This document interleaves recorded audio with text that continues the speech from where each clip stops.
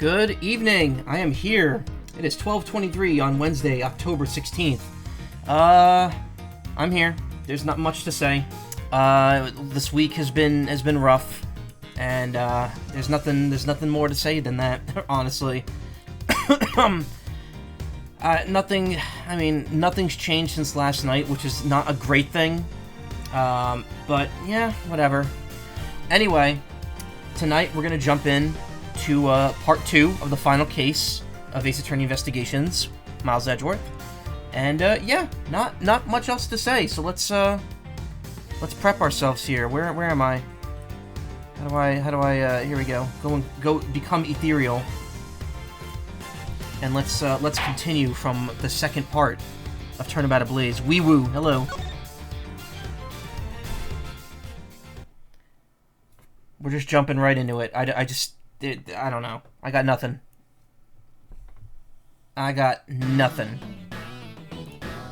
Except I do, because people just message me. No, never mind. Nah, it's nothing. Count off. 1, 1, 1, 1, 1, 1, 1, 1. 1, 1. Shifu, 99 callouts. All 99 members are most likely here and accounted for, sir. Hey, you. Yeah, you, the second number 1 from my right. Sir. Yes, sir. Here, a birthday present for you. What? Shifu, I didn't know that you knew all of our birthdays. What a kind heart you have. Shifu, you're more of a man than we'll ever be, sir. I'm really sorry, but it's not my birthday. Lang Z says, a cub who disrespects others soon feels the disciplinary bite of an elder. That present isn't for you. It's for your younger brother's wife's younger brother. Tell him I said hi and happy birthday, won't you? Yes, sir. Shifu, I can't believe you remember that much about each of us. Ah. Shifu, I'm so moved that I can't stop crying.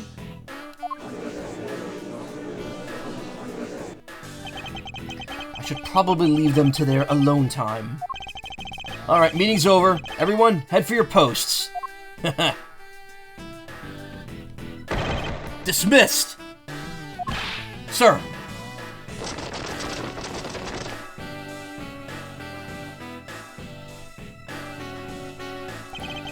Yo, were you guys there the whole time? I got a call from Sheena, and she already filled me in.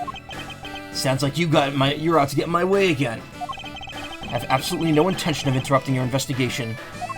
I simply request that you grant me permission to investigate the Allebahstian embassy. And what if I say no? Objection! Agent Lang, this man is my subordinate. As I've received permission from the ambassador, he is to be extended the same rights. Sorry, sis, but it's not that simple. Allebahst has the strictest immigration regulations in the world, or didn't you know? Even among my elite men, only about half of them were admitted into the country. Besides, any more cooks in the kitchen and we might spoil the soup, if you get what I mean. Did Lang Z say that too? How dare you make such assumptions? Don't take this the wrong way, but I thought I was in charge of Allebahst, Miss Von Karma. Arrgh. Look, try to understand, okay? Things over in Allebahst are a bit of a mess right now. What do you mean by a bit of a mess? No one told you? We had an incident in Allebahst as well. This is what we call a decision based on the investigation, Mr. Prosecutor. Look, Wolfie, just let us in already.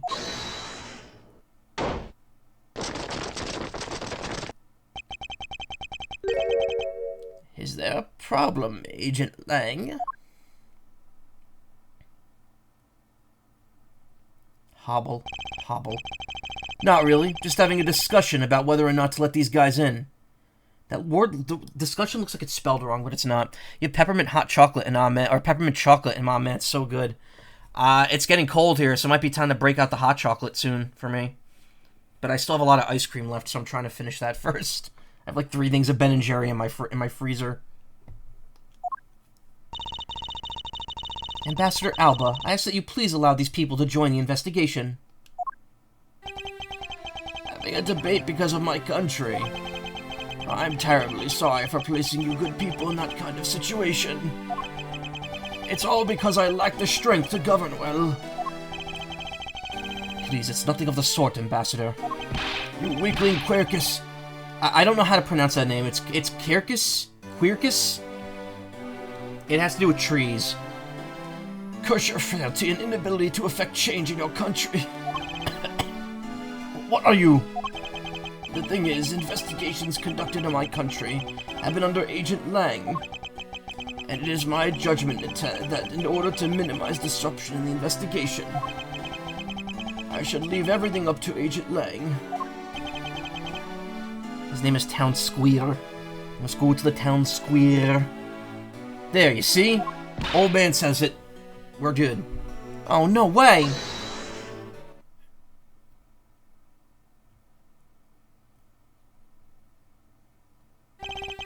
Ambassador Alba, I ask you to please reconsider letting them into Allebahst. What's that? My own secretary has been murdered in the Babalese embassy. And he was apparently caught up in some very shady dealings beyond completely unbeknownst to me. I love how Poleno dresses. We never really were introduced to him, he just showed up. So I ask for your cooperation in our investigation. These aren't much, but I hope they could cover your travel expenses to Babal someday. Alright, I get it. Even if you beg Ambassador Alba, I still have to give the final okay anyway. Alright, you hear that, Mr. Edgeworth? We're in. Not so fast, my little crow girl. You're still a witness in the Babal murder. So I'd like you to please stay in the Republic of Babal for now. Detective Gumshoe, please take good care of Kay for me. Yes, sir. Sounds good to me. The fewer the troublemakers, the better. There was an extra D in there.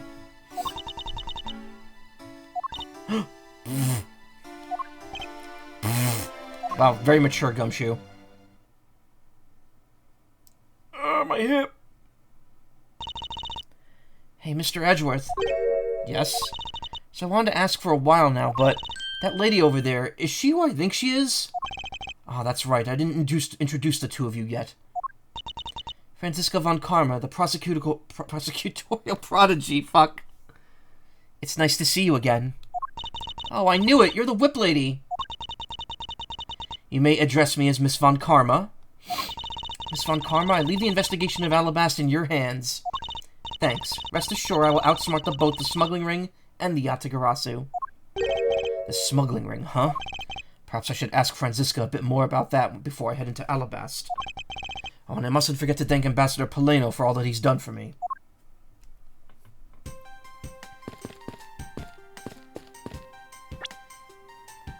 Ever looked at the, profiles? Young girl purporting to be the second Yatagarasu. She's on the trail of her father's killer. I think I've read these. Lang trusts the secretary, level-headed, and she supports him in his investigations. Daughter of my mentor, Manfred von Karma, cooperating with Interpol in the smuggling case. Colias Poleno. Oh yeah, no, I definitely did, because I mentioned that he was my age. Ambassador Babal, who will do absolutely anything for his country's tourism industry. Manny Cochin. Wild secretary to the ambassador. He was also the leader of the smuggling ring, case's victim. He was not the leader, he was a leader. Shi Long Lang, boasts has the highest arrest rate in Interpol. He's after the smuggling ring. Quercus Alba, age 72. Ambassador of Allebahst, also retired army man. May explain why he's overly harsh on himself.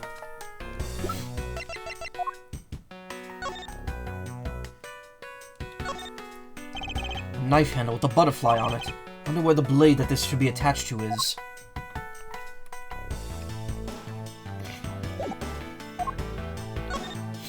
Okay, we already had that.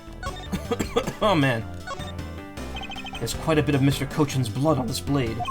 Thanks to being a prosecutor, I guess I've become accustomed to seeing blood. It's an engraving of the national symbol of the Kingdom of Allebahst, which is a flower. Though hidden by the handle, it shows the knife was conceived in patriotism. Now I want peppermint ice cream. Holy bejesus, man, I love that stuff. Oh, peppermint ice cream's great. I get that. We used to get that at Baskin Robbins when I worked at when we still had that at the place I used to work at.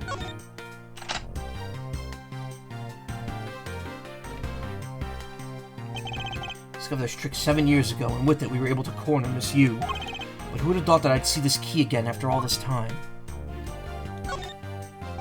not that far-fetched to think that the end of this key was meant to be a butterfly. The keymaker must have been a true patriot to have fashioned this after the national symbol.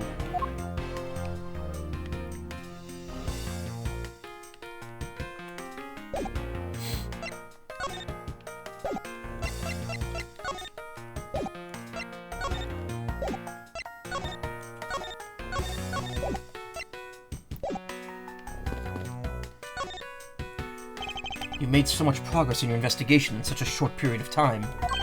It's truly amazing. Agent Hicks, whose help I had requested, was cut down before he completed his task. There's no room for further failure in my perfect investigation. In spite of that, I believe you were able to obtain some of the insight into the ring, correct? It was nothing. I simply made some deductions based on the smuggled item I was following. You mean the Babalese ink? But why are there restrictions on the export of the ink to begin with? That's classified Interpol info. Hold it! Franziska, as your subordinate, I'm part of your investigation now. Don't you think it would be beneficial if I was as well informed as you? Point taken. Very well, I'll fill you in.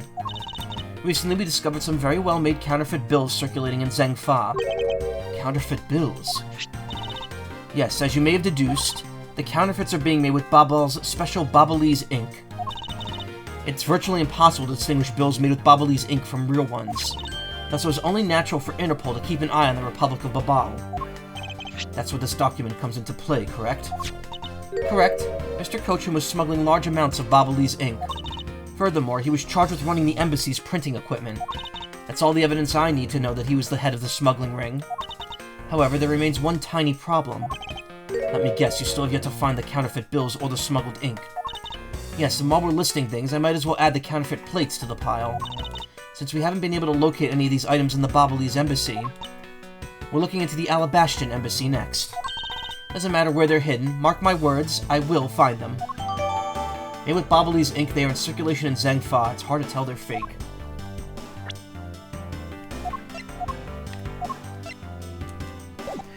Dairy Queen near town is ripped and being replaced with a Chipotle. What? I mean, look, I don't hate Chipotle, but man, really? Getting rid of the Dairy Queen for Chipotle? That's a step down. That's a huge step down. Steel Samurai and Jammin' Ninja stage shows which held just beyond these doors.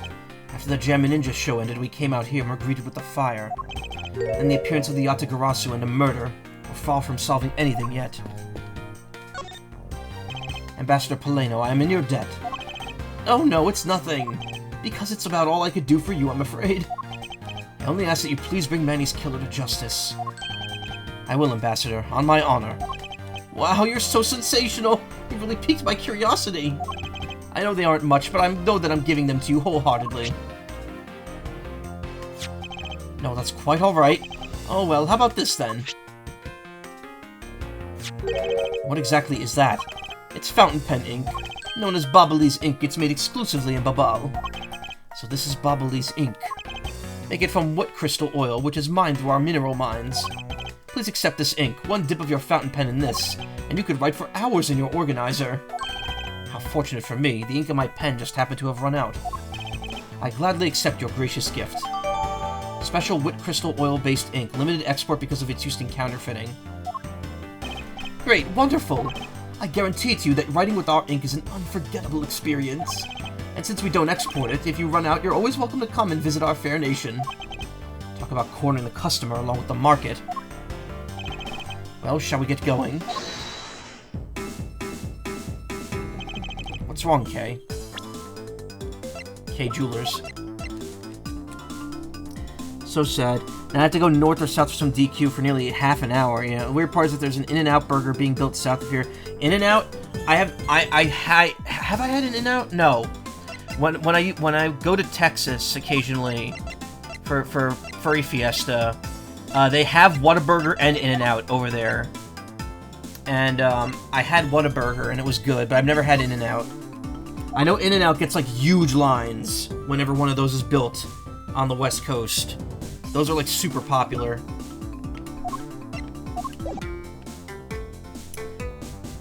We have on the East Coast we have all the basic fast food ones, and we have Shake Shack, which is okay. Shake Shack has some okay burgers, but there's sometimes, I don't know, you gotta be in the mood for them. We also have Smash Burger here, which, again, I used to eat that a lot, but now that I think about it, like, I have to be in the mood for it. It's on the main highway to Washington and California, yeah. But, I mean, anytime I see an In-N-Out being like, opened in California, there's always, like, lines out the fucking, like, parking lot for the drive-thru. One of the bird YouTubers I watch, Buttons, the cockatoo, who actually I have some voice clips of. That's the cockatoo sound effects on my board. Their owner, I think they live in the West Coast, and I've seen them. They've done videos of them going to get fries from In-N-Out, and it takes them, like, the line is like a half hour long every time they go. It's wild how popular that chain is. I would love to try it at some point, but everyone says Whataburger's better, and I don't remember. I enjoyed Whataburger. I don't know if it was really amazing, though. To be honest, I don't know what the best burger I've ever had is. Happy with your Jack in the Box. See, that's the thing. I never got the burger from Jack in the Box. I only ordered it once with the tacos, and that was it. And you know what happened? I ended up throwing most of that order out because I put it in... Like, I didn't get to finish it. I ate the junky tacos with the American cheese on it, which was surprisingly good. But I also ordered the mini tacos, the ones that are like more like kind of like bar tacos, and I only ate like 3 of them. I was full. I put the rest in our room, and I just never got around to eating it because me and my roommates and I went out to eat a bunch while I was at Denver. I don't know. Are there Jack in the Boxes in New Jersey? I don't know. Like, I see commercials for it. Or wait, or do I? No, I don't. Yes, no, I don't. No, I don't. No. I see commercials for Carl's Jr. and Hardee's, which I don't know which one of those is on the East Coast. And I've never eaten it either, so... Now I'm getting hungry. I don't want to talk about food. What's wrong, Kay? I didn't get permission to enter Allebahstian. So we're going to gather whatever info we can over on the Baba Lee's side, okay? Alright, I'm counting on you two. Hardee's is East Coast, Carl's Jr. is West Coast. Alright, and I'm counting on you and Miss Von Karma to sniff out clues in Allebahstian. Oh, and Mr. Edgeworth, if you happen to come across my phony, let me know, okay? If you tell me, I'll rush over straight away no matter where you are. I'll let you know when the time comes. See, now I'm tempted to just order some White Castle right now, because they're open 24 hours. I could have it here in like 30 minutes, and just have a midnight snack. And that would torture you, because I know how much you enjoyed White Castle the one time you got to eat it. Just like Edie's East, Dryer's West. I know that. I know Edie's and Dryer's. I'm very familiar with that. The weird thing is I remember eating Dryer's at least once, but maybe I had it when I was in California. One of the couple times I was over there. I'm not sure. March 14th, 8:17 p.m. Allebahstian Embassy, Ambassador's Office. A lot of fry on my voice tonight. Whoa! What do you think you're doing to my subordinate?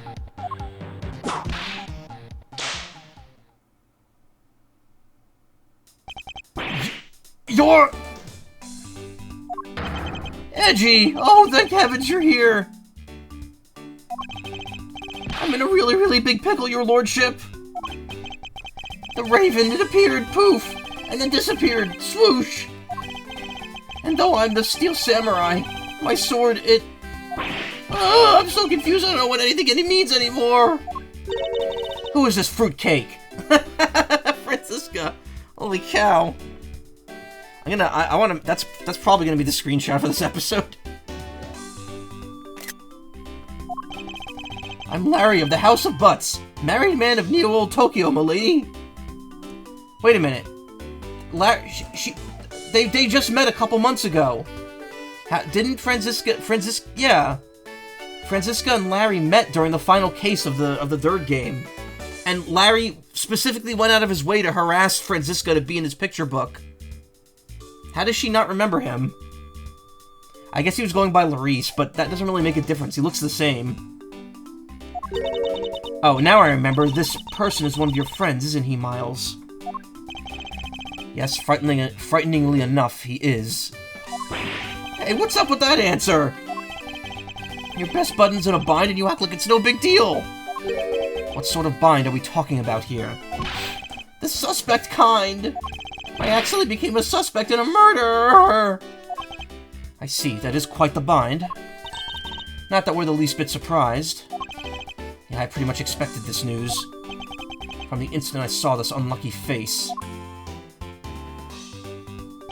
His name is Larry Butts. I've known him since grade school, and for as long as I've known him, he's been the world's largest source of trouble with a capital T. Hey, what kind of introduction is that? You're so mean, Edgy. If you're not careful, you might find your tiny number of friends go down by 1.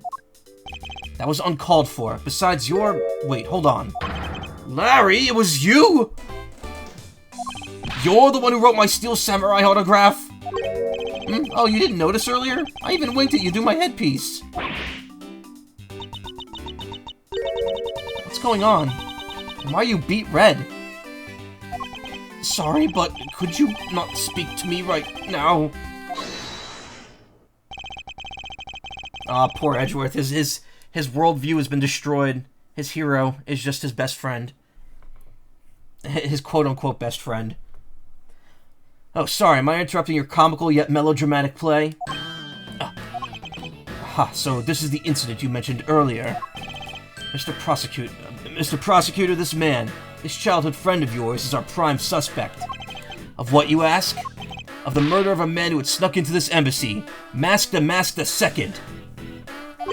Masked the second?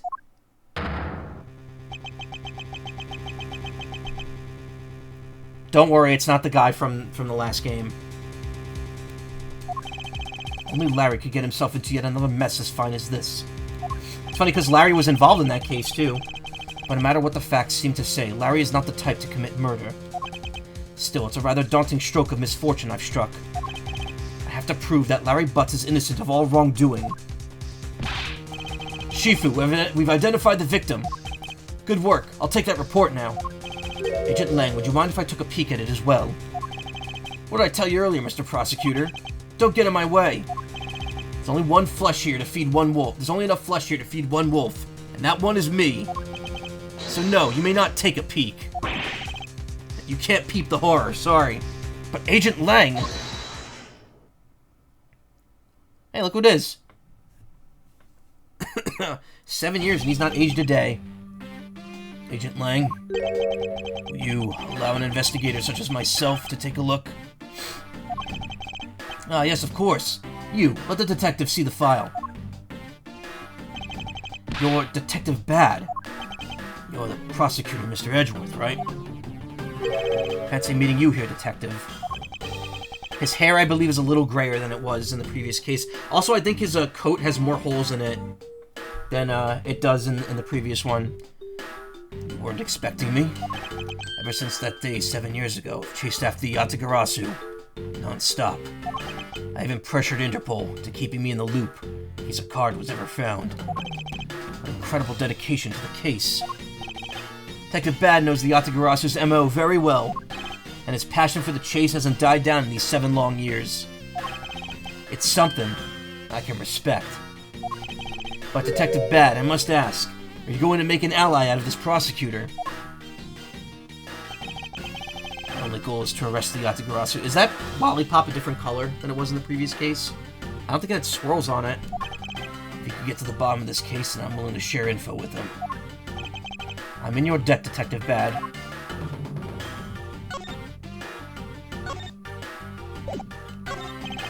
Detective Bad, I'm wondering if you might be able to tell me something about this.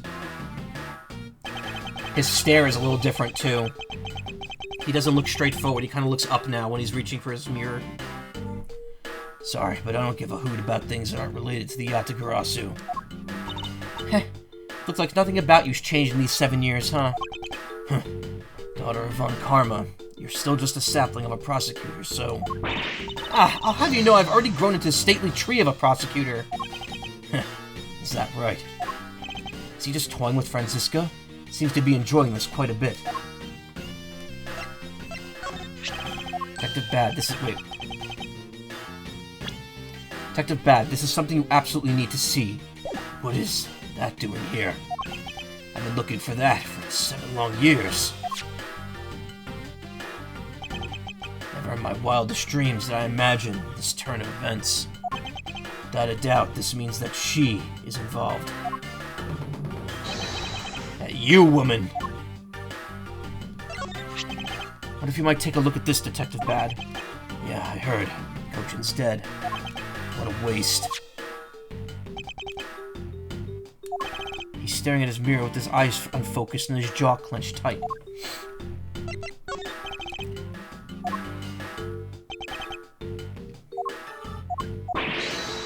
Dorito.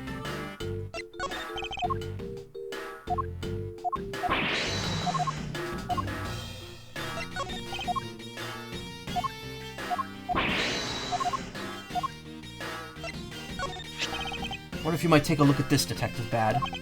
Yeah, I heard. Kochin's dead. What a waste. Same.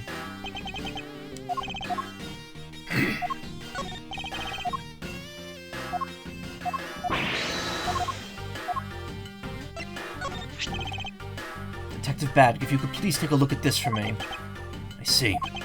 Truth that lies beyond this piece of evidence is not going to be fun. Are you ready to take it on? Of course I am. I don't know how close to the truth you are, but there are only a few things I could say, so listen up and listen well. Don't ever lose your detective spirit. That would be a good piece of advice if I was a detective.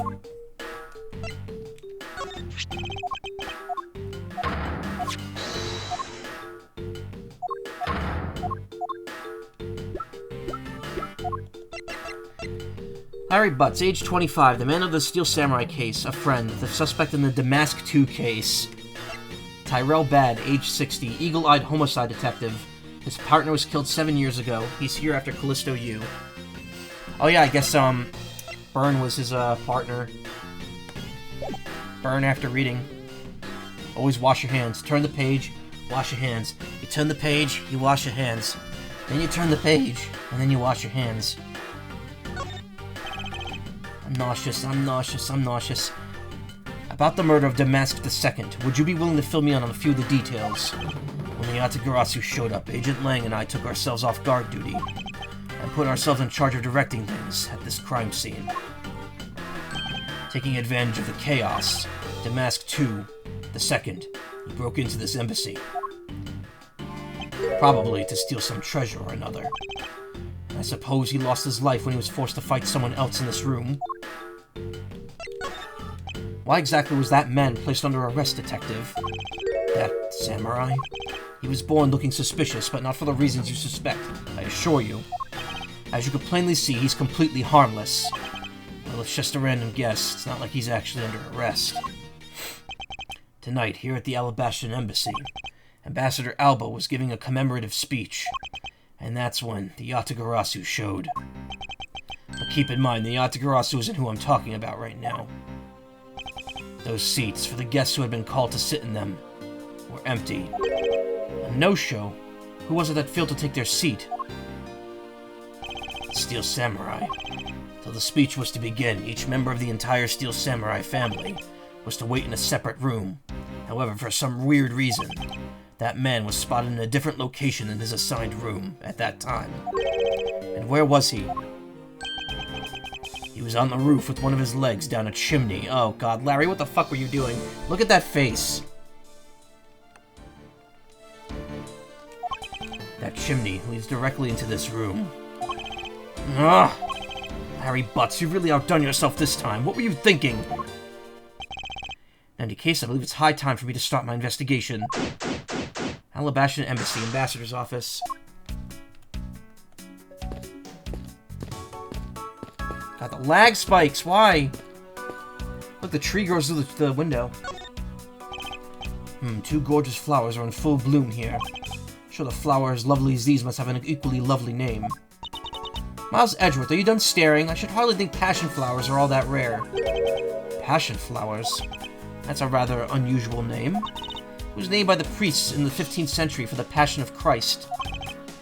As they say, you learn something new every day. Two large flowers in bloom. The vines are supported by the stakes and are still growing. Weird Christianity drop right there.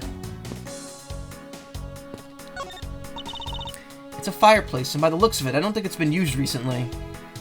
Eee! Crash. Hey, Merc. How you doing? Jesus crust flowers. Yeah, the Jesus flowers. Yes, I can't say that I see anything unusual about it.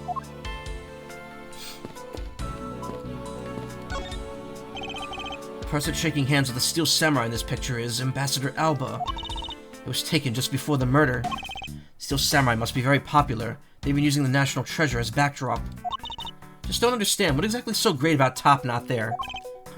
Clearly there's depth to the show that a young person like you can't fathom. Speaking of young people, aren't young children the target audience of the show of costume actors? Taken in front of Allebahstian statue before the murder. Just realized the U in the word like the way U is formatted here is like slightly taller than the T or it's like it's above the T where in the E at the lowest points. Some of the letters are like that. That's interesting how the font is like kind of parsed.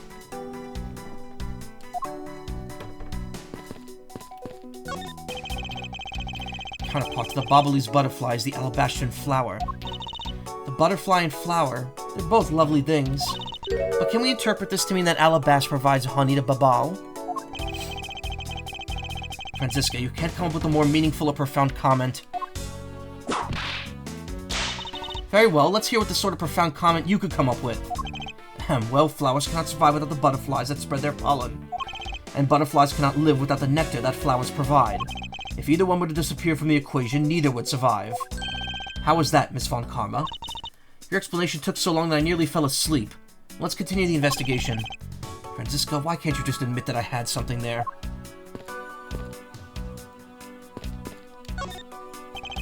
Some weapons on display on this wall. A crossbow, and under that, a set of knives bearing a flower motif.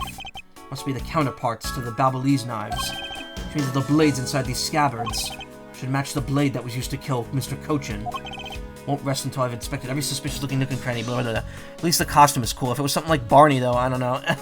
I mean, apparently it's like a Toku show. That's why there's so many versions of it. There's the Pink Princess. There's the Nickel Samurai. There's Jammin' Ninja. It's just that those are generally marketed towards kids, but adults like them too. Low energy, feeling kind of feminine today. You know what? Totally valid, Merc. When I help my partner Nessie out with her Ren Fair stall, I wear a dress and silicone breasts. I love looking feminine. So Ultraman, yeah, exactly. Ultraman, Kamen Rider especially. Kamen Rider's been like huge lately in the last like couple decades.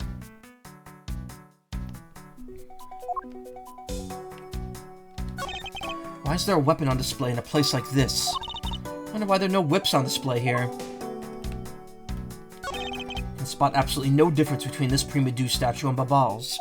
The statue's face looks a bit like that costume hero you like so much. I only wonder why you Americans have such an affinity for this kind of face. The statue wasn't made by an American, you know. At least I don't suppose so.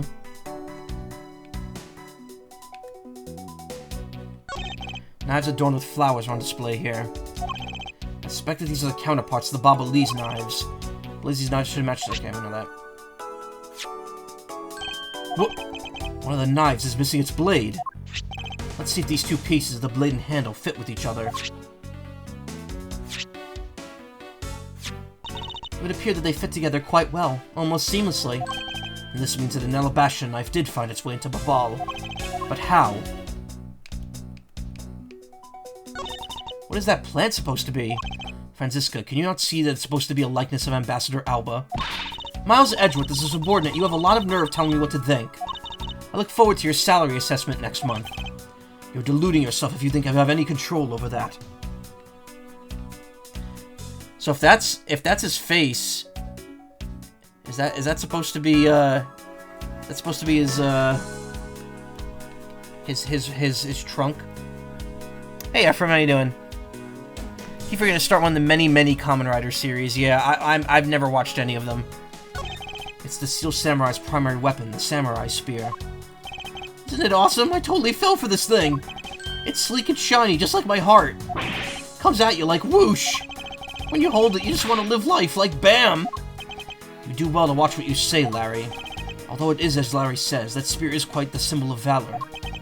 However, speaking of spears, aren't you supposed to use them by thrusting the point straight into your opponent? I'm not entirely convinced this spear is up to the task. What's wrong, Edgy? You're just staring off into the distance. Oh, I get it. Tell you what, I'll tell the studio to make you one, okay? But this one's mine. Did I say anything about wanting one? Maybe I could shut him up if I show him a piece of evidence. I'll point out something about this spear. Oh, a samurai spear? That's more like a what? A war site for a tiny person? Good lord.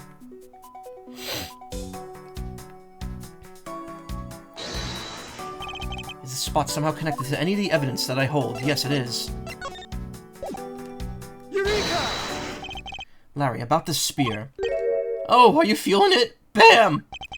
I thought there was something strange about this spear. Tell me, Larry, is it just me or is the spear a bit bent?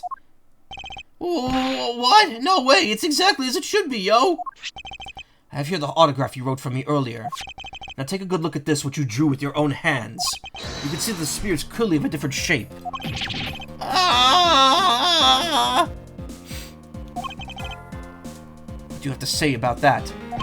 I'm sorry! When I hold the spear in my hands, all of a sudden I feel super powerful. And then during practice, I was spinning it around and around. And bam, I hit the wall!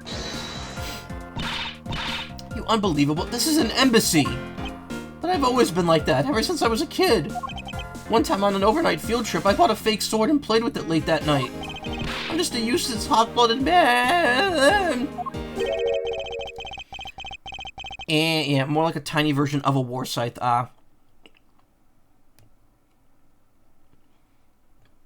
Tried a bit of coconut in my teeth from a Mounds bar that I ate. Mini Mounds bar. Larry, clarify that for me, will you?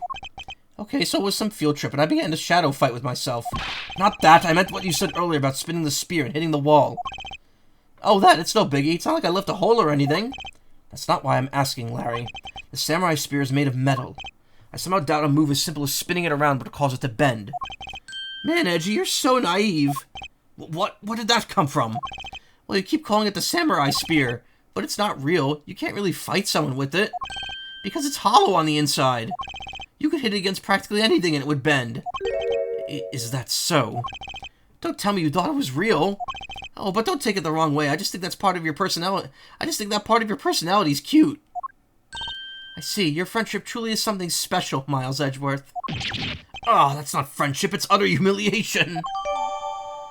Weapon that's used on stage. Larry hit it against a wall and bent it. It's hollow. I think I've investigated everything here.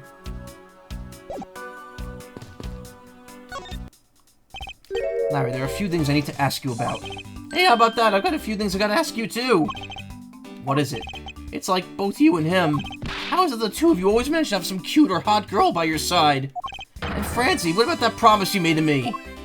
Promise? What promise? The one where you said you would model for my next book, Francie's Whippity Whip Trip. Yo! I made no such promise. Ever since grade school, we've had a certain saying about Larry. When something smells, it's usually the butts.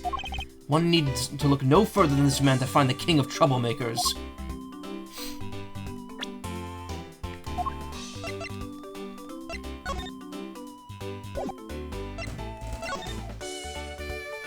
I love how intense Mr. Alba looks there. As I recall, aren't you calling yourself Laurice Donham now? He spelled that wrong. Is that gonna be... I shouldn't even call it out because they'll probably reference that in just a second. That's Donham! Laurice Donham! Got that get that straight to your head. Yeah. Okay, but how did Edgeworth pronounce it differently? Did you just say like Downham? D-O-U. He probably said Dow. Downham. Ow, ow, ow, ow! Now I remember, you're that rude, pale imitation of a real artist. No, you've got it all wrong. I gave up on that whole Laurice business. Besides, when Banjolina left me, my heart in pieces. Banjolina? That's when Mindy walked into my life.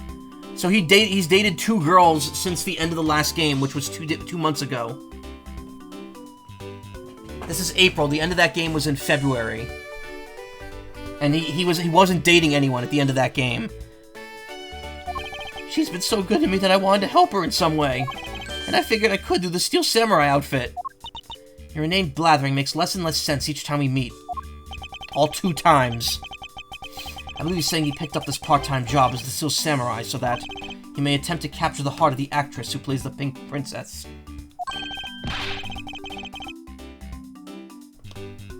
You got it. I knew you'd know what I meant, Edgy. Not really. It's not so much as I understood, but a simple deduction based on your usual modus operandi, Larry.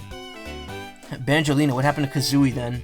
Well, clearly Banjo had gotten, you know, Banjo transitioned, and is now Banjolina, and Kazooie is probably, I don't know. She's not straight. Kazooie's not straight.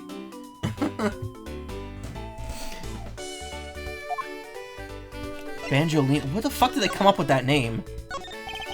I wonder if you might know what this is. Nope, not a clue. Didn't even look at it. No, that's because the only thing I can see right now is the form of my lovely Franzi. Oh, in that case, allow me to help sear my form into you for all eternity. Ah, ow, whippity whip, trip. Now this is a trip I'm willing to endorse, especially if we could finally get some peace in here. Wow, Edgeworth. Hey, that's the official Steel Samurai weapon. What? You want me to do it? Oh, you have no idea how many fans ask that of me. What are you prattling on about now? Steel Samurai Sushi Slash! How was that? I bet it sends shivers up your spine. I let myself get caught up in being a spectator. How could I have failed myself? Oh hey, it's the Steel Samurai. I want you to answer this for me, Larry. Now, depending on the answer, I may let you live. Steel Samurai that was up there on that stage, was that really you? Yep, sure was. Larry, you? Steel Samurai Sushi Slash! I was mowed by the performance of this man. This completely useless, worthless bum. I fear I may never recover from this. I believe that's what they call this super, yeah.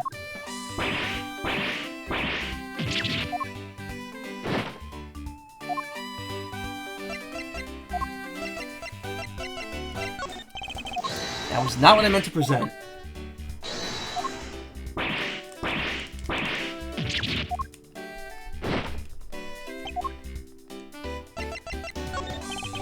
Okay, nope, never mind. Same shit.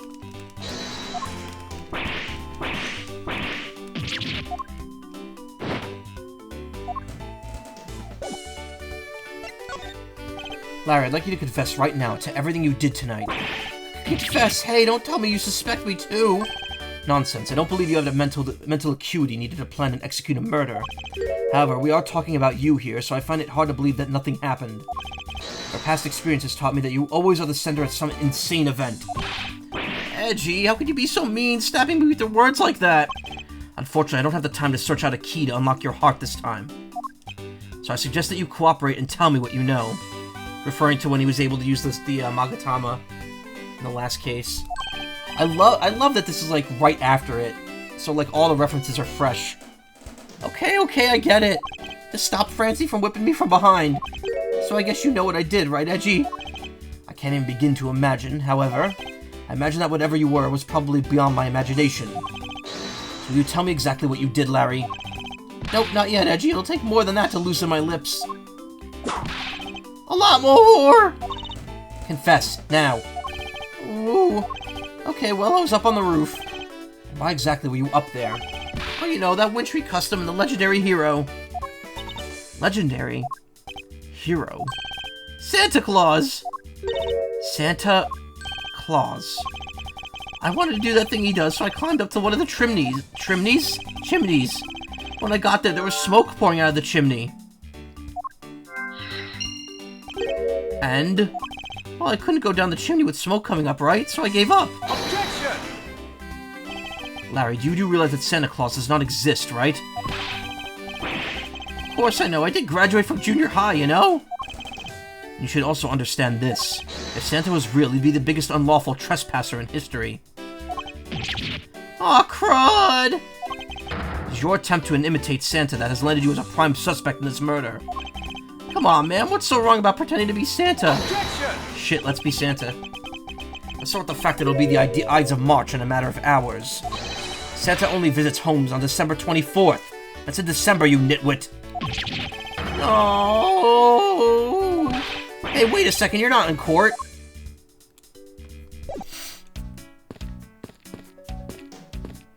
Why is there lag when you move? The DS game didn't have that. There was a grandfather clock just like this one earlier in the Bobalese embassy. You know, symmetry is a fine thing, but their interior design really suffers for it. Really, I think the clock actually fits the decor of this room quite well. Suppose the wood does suit an all-natural atmosphere of this room. The design and the material it's made of strikes a good balance with the plants. Hey, you two, now's not the time to be talking about interior decorating, you know? Hurry up and save me! Be quiet! Ah! This is all part of my elite investigation. All you need to do is be quiet and watch. Actually, I do believe Larry has a point for once. There are decorative plants here as well. This room is overflowing with nature. Humans used to live in the grandeur of nature once, long ago. I believe I'm not mistaken in thinking that those people truly love nature. Huh. This coming from a man who loves shows featuring costumed actors. Oh, she just had to go there again, didn't she? What? Why? Why is the game doing that? Please, stop. There was the exact same statue sitting in that Bobalese office we examined. It's the Primadou statue. The natural treasure of the Principality of Cadopia. Whoa, my nose just got really stuffy.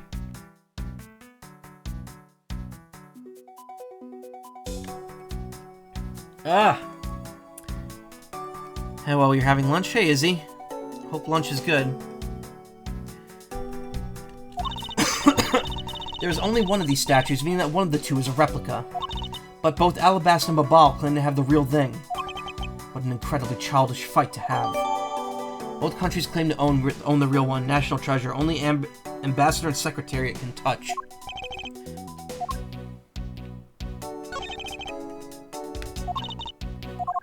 Oh. It's very valuable, made of pure gold. Okay.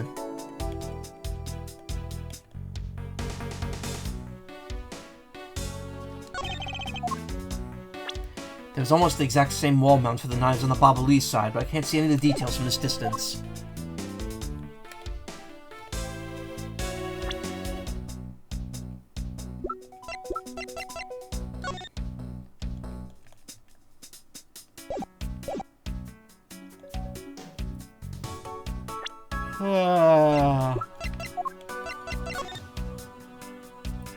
Is there something different in this photo about it, though? Helmet? Sword? Wait, it's facing a different direction.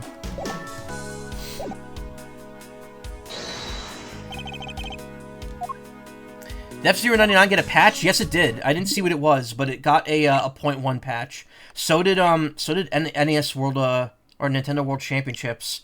I'm assuming they're very minor bug fixes, if anything. 0.1, when Nintendo does a 0.1 patch, that's usually just bug fixes with no noticeable difference.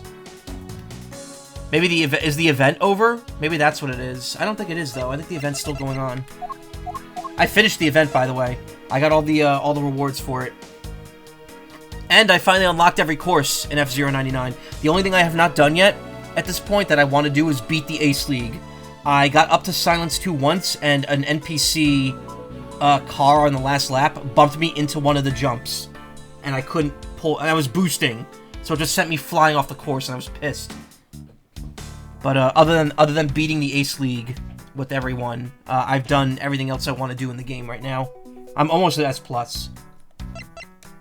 Eureka! Look at this photo and tell me what you find odd about this scene, Miss Von Karma. The apparent joy in the ambassador's face as he shakes hands with that top knot. Ugh. That's not it. I was trying to point out that the statue in the photo should be facing a different way. You're right. You're right. This statue is a national treasure. As such, only an ambassador or secretariat-level person is allowed to handle it. The fact that the statue is facing one way in this photo, and now it's facing a different direction in this preserved crime scene, is proof that someone touched the statue around the time of the crime. Signs of it was moved during the murder. Okay. Counterpart to the Bobbly's butterfly is the Allebahstian flower.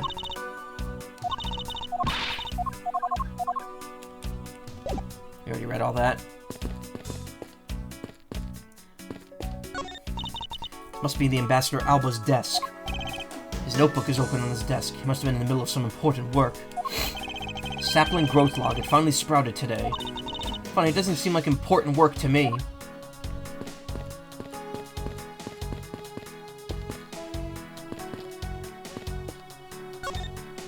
No matter how you try, you'll never be a necessity in our Shifu's investigation. It's not a fact, but no matter how good he is, he's bound to overlook something. If you insult our Shifu, then prepare to be punished. Oh, and how exactly would you punish us? Every investigation under Shifu's command will work to disrupt your investigation. Vindictive much? Did some investigating over in the Bobbly's embassy too, right? I did. Is there a problem? Lang Z says, a wolf who aims to hunt for 2 rabbits at once. I believe the idiom you require is, he who runs after 2 hares will catch neither. Heh, a real wolf can catch both. I see. So what are you trying to say, seeing as how I'm currently handling 2 cases? Heh, suit yourself. Don't say I didn't warn you.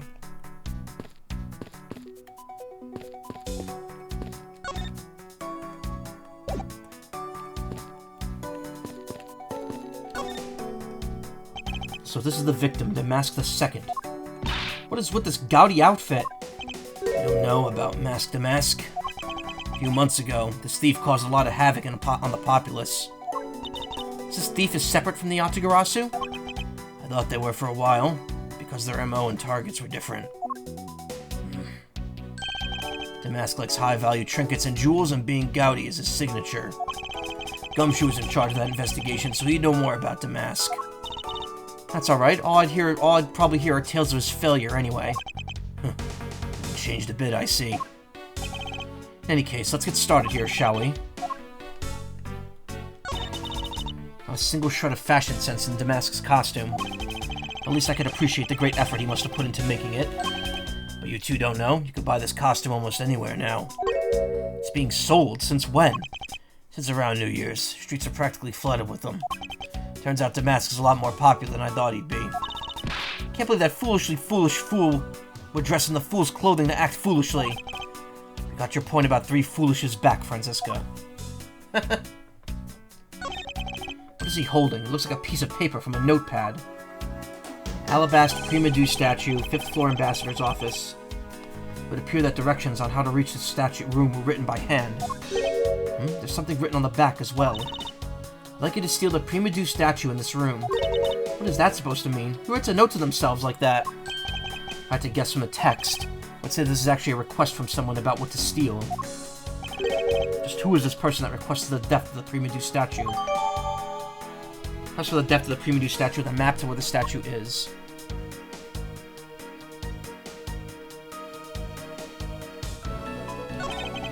Franziska, please work on your lexicon. Yeah. Sorry, nose is getting very mucusy. So this is the murder weapon in this case. There's blood on the blade. There's blood on the blade. It's a rather sweeping sword, isn't it? What did you expect? It's the Steel Samurai Daddy's secondary weapon. Only called a secondary weapon because although he uses his sword in most of his battles, this trusty samurai spear that he turns to in a real fight. Sure know quite a bit about the Steel Samurai. That's only because I saw the stage show earlier. The owner of this sword is the Steel Samurai, or in other words, Larry. Probably ask him about it, as detrimental as it is to proving him innocent. Weapon that's used on stage is thought to be what killed Damask II. Suppose this was wrapping cloth that Damask II used to carry his stolen goods? But there's nothing wrapped in it now. Guess he never did manage to get his hands on whatever it was he was out to steal.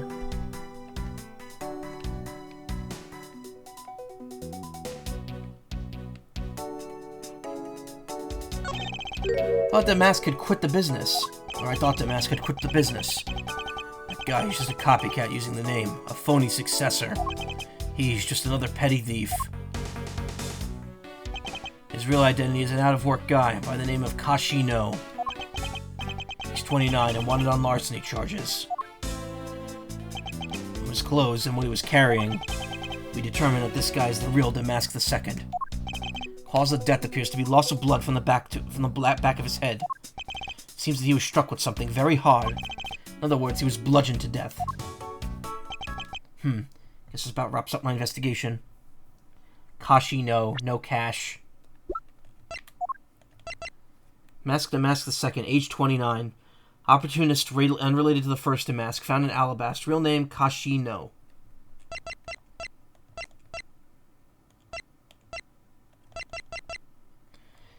We already got all that in there. That's... Yo, Pring Princess, how you feeling? Still feeling it?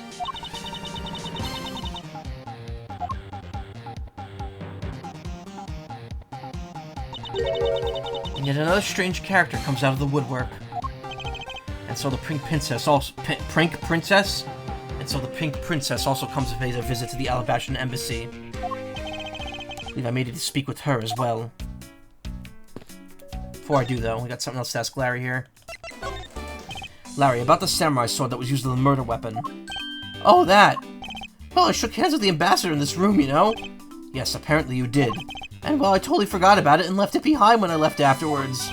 You want to talk about shock? I was the most shocked of all when I heard it killed someone. Shocked! Foolish fool, looking especially foolish for foolishly stating a foolish excuse. You forgot to take something that big with you? Who would believe such a tale? Hold it! Sorry, Miss Von Karma, but I absolutely believe him. Because if anyone could forget something like that, it would be Larry. Edgy, you believe me! I just knew that our friendship is something special. Anyway, even if Larry had simply forgotten the sword and left it behind, that in no way clues his name. Which means that I will have to prove his innocence from a different angle.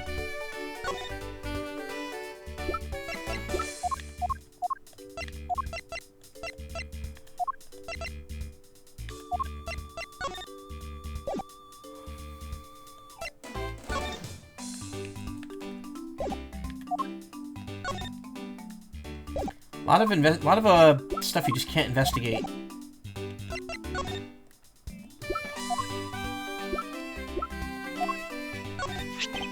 Hey, this is an official Steel Samurai weapon. Huh? What? You want me to do it? Oh, you have no idea how many fans asked that of me. Oh, it's the same.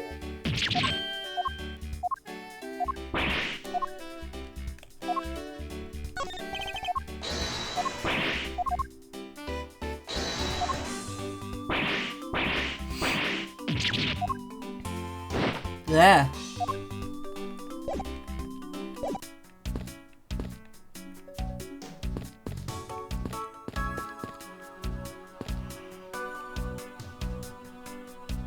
I'm gonna grab a drink.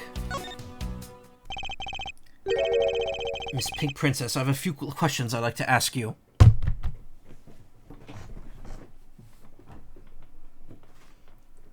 For no reason whatsoever, I'm gonna get myself a drink here.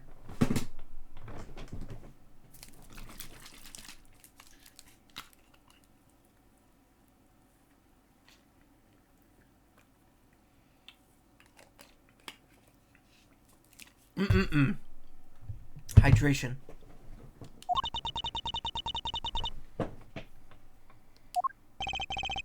Miss Pink Princess, if you would please answer. Me? Heh, this must be what they call fate. How could this happen 2 days in a row? What the? Aren't you Miss Oldbag? Why are you so surprised? Ah, so you're the ones that got to play the Steel Samurai. It's too bad I didn't realize that until now. Yep, old bag with giant tits. Your acquaintances with Larry? Why, yes, we've worked the same company for a little while, you know. That's referencing that's also referencing the Mask to Mask case of 3. Because Larry works for the KB security in that case. And then during the credits, you see old bag come back to work there after coming back from vacation. It's her only cameo role in that 3rd game. That's why it's okay, my edgy poo. You don't need to be jealous. Oh! I was in the next room, you know, trying to get in some beauty sleep. But it was so noisy here that I couldn't fall asleep, so I came over to complain. Oh, imagine my shock when I saw my precious edgy poo waiting here for me. I mean, who could have imagined that you would ever come to a show like this? Stage just gets worse and worse, yeah. I guess I misjudged you, edgy poo. You misjudged him? I thought he was trying to avoid me, you know? There was no misjudgment on your part. That's precisely what I was trying to do. It looks like the winds have shifted and he's now being willing to be chased after. I'm simply overwhelmed. Don't you worry, edgy poo. I'd chase for you forever, to the ends of the earth. Isn't that just peachy? This is one of those rare times when Franziska and I actually see eye to eye. Age unknown, ex-security lady. The one behind the pink princess mask. I believe her real name is Wendy Oldbag. Why does she have, like, 5 jobs? Like, what? Doesn't she have healthcare? Does she really need to be working 5 jobs at her age? What's this? A present for me? No, obviously I can't give you a piece of evidence. I see. You're just embarrassed to give it to me in front of all these people. But don't worry, I can wait. A present of love from my edgy poo is beyond worth it. Ugh. What a bother. If you only knew how much, Franziska. Now then, what are you doing here? Thought you were working at the Gatewaterland as the Pink Badger. What are you talking about? That was ages ago. That was yesterday! Look, I worked at Global Studios before a long time ago, right? Well, they called me up this morning, kind of out of the blue, actually. They called you? Apparently the girl who plays the Pink Princess collapsed from a bad cold. Oh, just like Phoenix in the last game. It happened so suddenly, so they called me in to be her last-minute replacement. They don't have enough people on staff at that studio. I really couldn't say no, so here I am, playing the role of the heroine. Instead of that Mindy girl, I mean. But the poor girl, I feel bad for her. Because they let me stand in for her. Oldbag,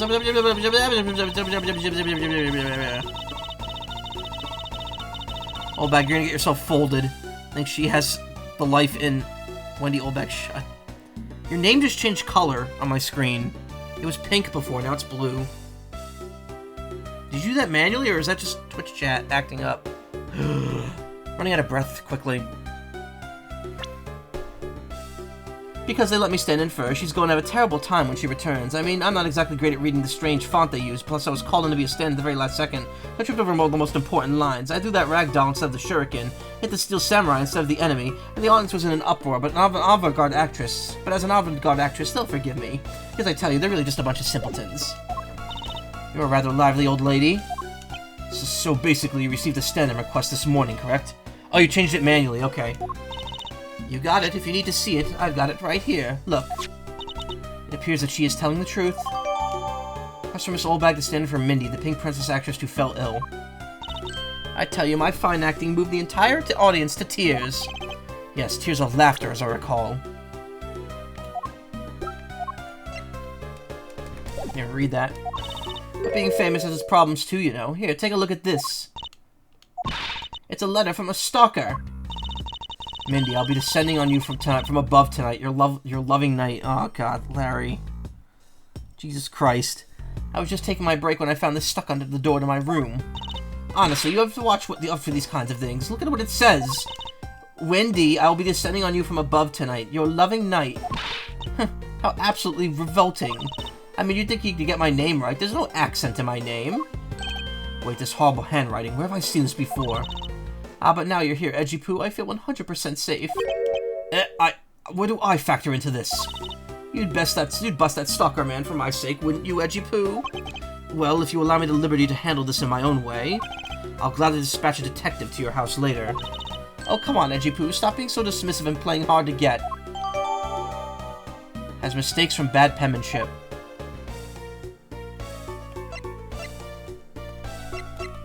Hello? That was weird. I couldn't open the, thing. Yeah, that's supposed to be Mindy.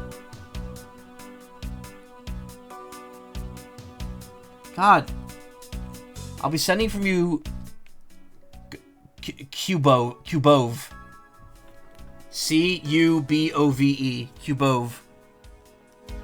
Like Cubone. Nate. God, Larry, your eyes. What are you doing, man? Why do you write in, like, in script? But then, like, some of your letters are connected. Who taught you how to write?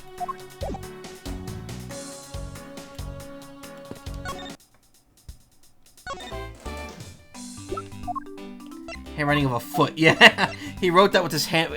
He couldn't write it with while holding the samurai spear, so he put his pencil between his toes. I wonder if you might know what this is. Oh, he's refusing to look at it. Okay.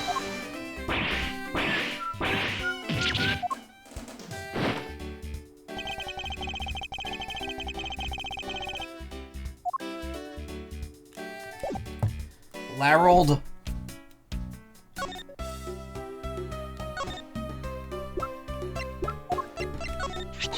So this person will be descending on me from above tonight, huh? Oh, Edgy Poo, I'm so scared. Hold me. If you could please not cling to my personage. Honestly, beautiful people have it so hard. All it took was for me to be up on that stage for a little while, and the stalker is born. Actually, the whole time we were up on that stage, you were in costume. Therefore, no one should recognize you or what you look like underneath. But there's the thing, you know? They say people can identify you by your aura. So even without seeing my face, my stalker could see the beauty within me. I don't know, old bag, you got minus 20 aura here.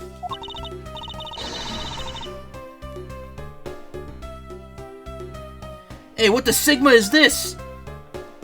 So you see, that's how to charm the pants off me. Off of men, excuse me.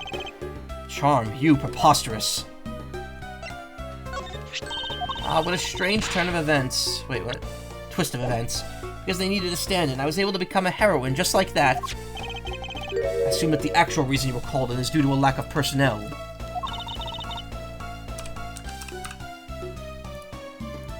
Well, there's that too. But no matter what you say, it's obvious that I have presence. I bet that's how I caught the eye of that director. I ask you, is being beautiful really such a crime? I suspect the director is lamenting the lack of personnel from the depths of his heart.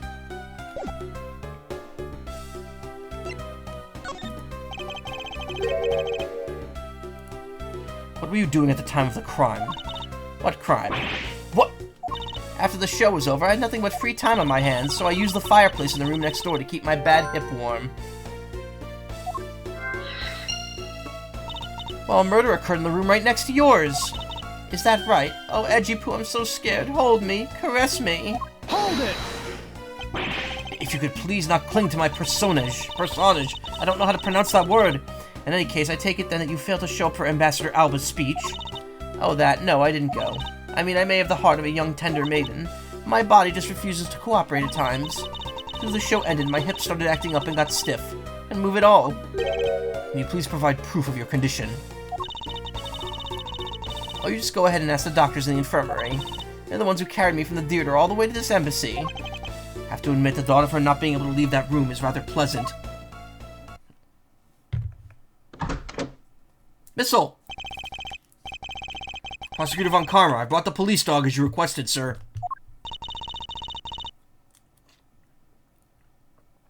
Good work. You may leave now, officer.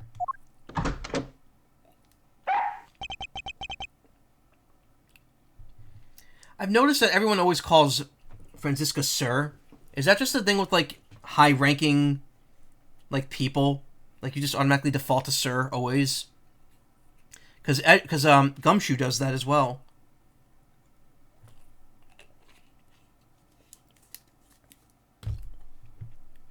We know about you about your supposed charisma this instant, you'll be summarily defenestrated. This dog. Request the assistance of a dog in our search for the Yatagarasu. No reason. I just wanted a dog here. Thought it'd be cool. We can animate it. We animate him. He looks neat. Also, before I do anything else, because this is the end, we're getting to the end of the game here. I'm switching back to arranged. They still have not, like, I never got the arranged soundtrack for the second game, and I'm hoping they make it available as like paid DLC if I can't get it the way like normally. I don't know how. Seen a couple stories with female commanders accepting Sir. Peppermint Patty count. I think that's more of a vocal tick of what's her name? Who's the person with Peppermint Patty? the glasses. I don't not remember her name. Gumshoe is very used to... Marcy, yeah. So for Gumshoe, he's very used to working with the Sir, so it's probably instinctive, yeah. Barf, barf. Looks like you guys have some pretty bright dogs in this country, too. Hey, you're a real cutie, aren't you? Yeah, that's a good boy. That's the police dog Gumshoe's been taking care of. I think its name is Missile. What a fitting name for a police dog that dashes out in front and attacks. That attaction alone isn't exactly what's going to solve this case for us, you know? Now, Missile, I want you to find some clues. Go! Yeah, that's how police dogs work.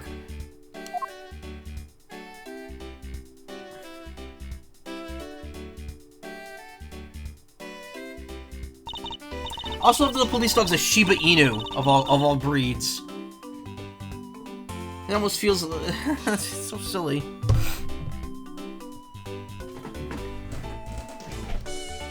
I always thought that Missile in this game was the same Missile as in Ghost Trick, but it's not, because Missile in this game is a Shiba Inu, and Missile in Ghost Trick is a Pomeranian. Good dog. You really are quite bright, aren't you? Unlike a certain someone I know. Now what do we have here? What's this? Looks like a small hot dog, but... Wait, Franziska, isn't that an official samurai dog? Ah, no! Bad Missile! He ate it. Wonder if it's alright for him to eat that. Just a meat substance snack featuring the Steel Samurai. Sure he'll be fine. Meat substance. That's quite a bit of information you gathered there in a quick quick glance. You really should be focusing on why there was a samurai dog there in the first place. Looks like that snack wasn't all Missile found. Oh, and what do we have here? Appears to be a lady's undershirt. Wonder if Ambassador Alba might have an interest in cross-dressing. I mean, if he does, then we got a lot in common. So I don't doubt that. It doesn't look like the shirt would even fit him. Samurai dog and a lady's undershirt. Why are these two items in a room like this? Given the circumstances, the lady's undershirt could only belong to one person. Suppose I should get this over with and ask the owner of said undershirt about it.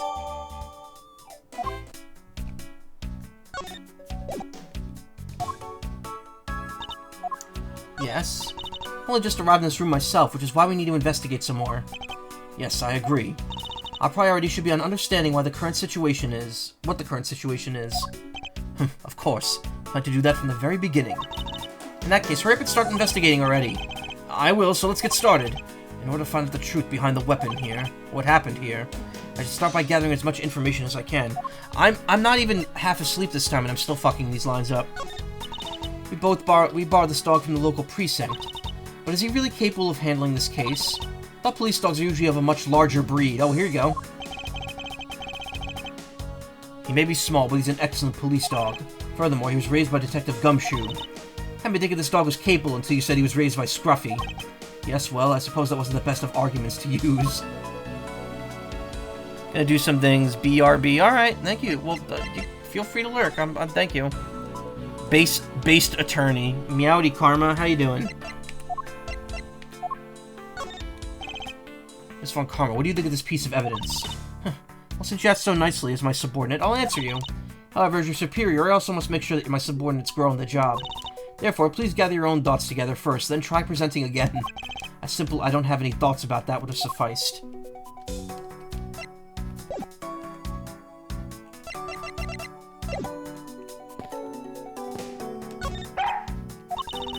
He's a much bigger help than I thought he'd be. Yes, however, there are a few aspects I don't understand about what he found. In that case, you should keep on investigating until you do understand. Now, my subordinate, continue with the investigation. Alright, I will. It is with great dread that I proceed and do what I must to solve this case.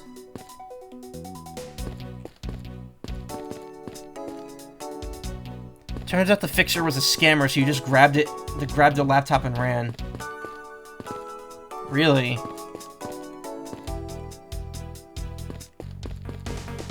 Things like that common where you live?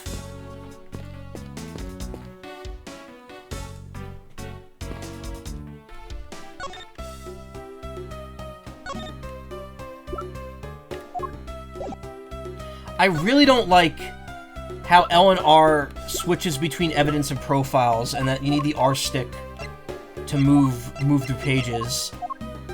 I've mentioned it multiple times this game, and I don't like it. I wish it was the opposite. Or I wish there was another button that switched between these two. Like... Oh, wait, no, wait. Like, what does Y do here? Nothing. Y could have switched between these two sections.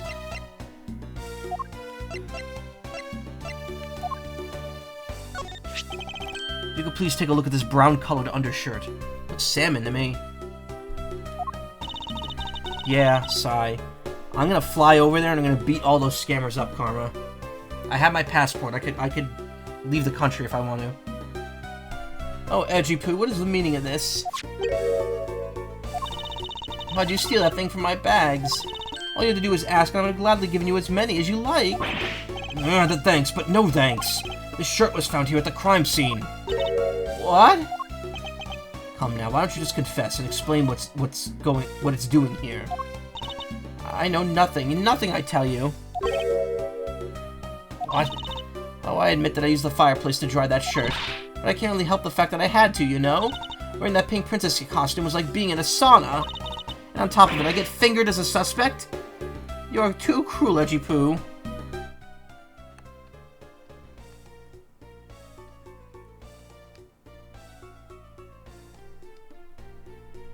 Yeah.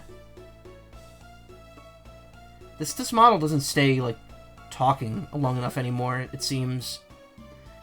I gotta lower the mic sensitivity on it. They'll turn you into a cute boompy blimp mech afterwards. What? Okay, lowering the mic threshold. And I'm gonna lower this just a bit. 1, 2, 1, 1, 1, 1. Kinda want it to just be like 1. Okay. That's too long. Okay. That's good. Perfect. I like that. Got water in a pair of shorts. Cool. Welcome back. Alright, now this'll be the screenshot for this episode.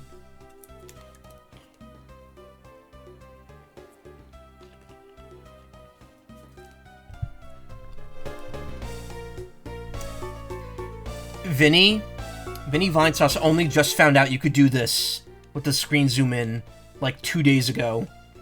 And I'm thinking like, man, this has been a feature since like year 2 of the Switch. And he never knew he could do that. Are you claiming that you never once set foot inside this room? Of course I am. If I had been the one to find the body, do you think I'd be as calm and relaxed as I am?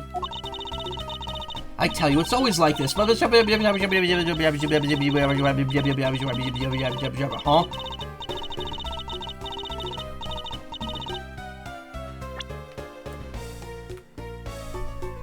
I had been the one to find the body, do you think I'd be as calm as relaxed as I am? I tell you, it's always like this. It's always my fault for some reason or other. That weekly tabloid article's missing. That camera's missing. That lawyer always makes sure it's my fault they're missing. Speaking of missing, there's the matter of my husband. Can you believe when we got married he said, I guess I'm stuck marrying you? What kind of way to propose is that? Well, what he should have done and what he's whispered in my ear, I don't deserve you, but I can't help it. Will you marry me? Honestly, men these days.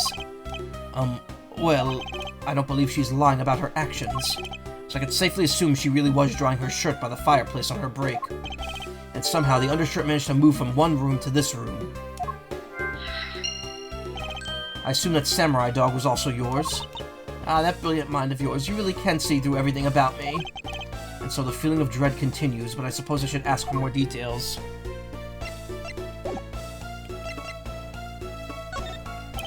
That Samurai Dog was yours, wasn't it? Of course, I'm forever yours, my edgy wedgy poo. Hold it! If you could just stick to what I asked you. Edgy, are you and Miss Oldbag? No!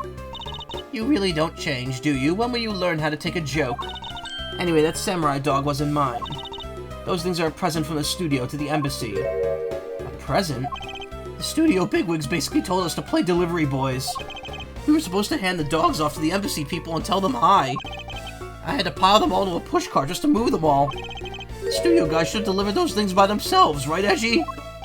So did you deliver the samurai dogs to the embassy staff as per your instructions? Hey, Edgy, don't just ignore me and my question. Aren't you going to stick up for me? About that. See, after the show, I went to rest a spell in my dressing room. Because of my bad hip, you know. And there they were, the samurai dogs were just sitting on the dressing room floor. Told you to make preparations for distributing them after the show. Sco? Well, if by preparation you mean sampling them as well. Excuse me? Oh, I tried one and thought they were actually quite good. Sorry, but I just had to find out. I know it was silly of me to think this, but I figured that since they were a kid's show, their taste was probably for kids, too. But they were so good I couldn't stop. Before I went back to my room, I just had to help myself to half a dozen or so boxes. As I sat there by the roaring fire, warming them and eating them, I thought, this is... Huh, what is it now? Oh, I know, I bet you want a box too, don't you, my edgy poo? Well, who am I to say no to you, but I'll only give you one, the rest are all for me. President for embassy staff, Miss Allebag took and ate a few from the dressing room. Samurai dog forced onto me. Looks like the lesson for today is that when the Steel Samurai and Pink Princess take off their masks, they transform into a pair of annoying troublemakers.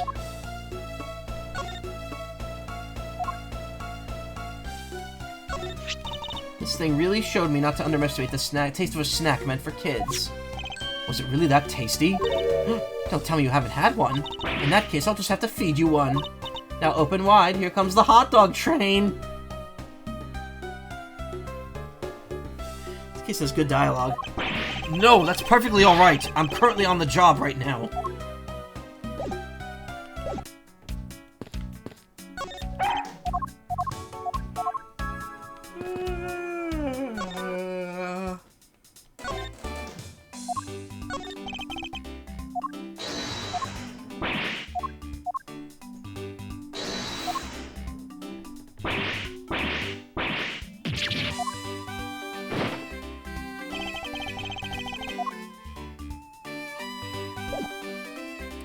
Maybe time for some logic. Oh, man.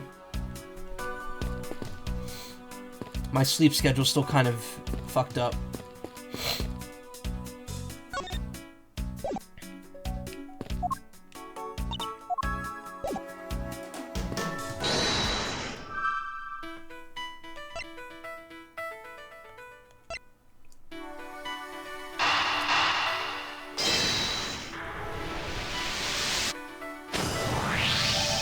There's no trace of this room's fireplace being used.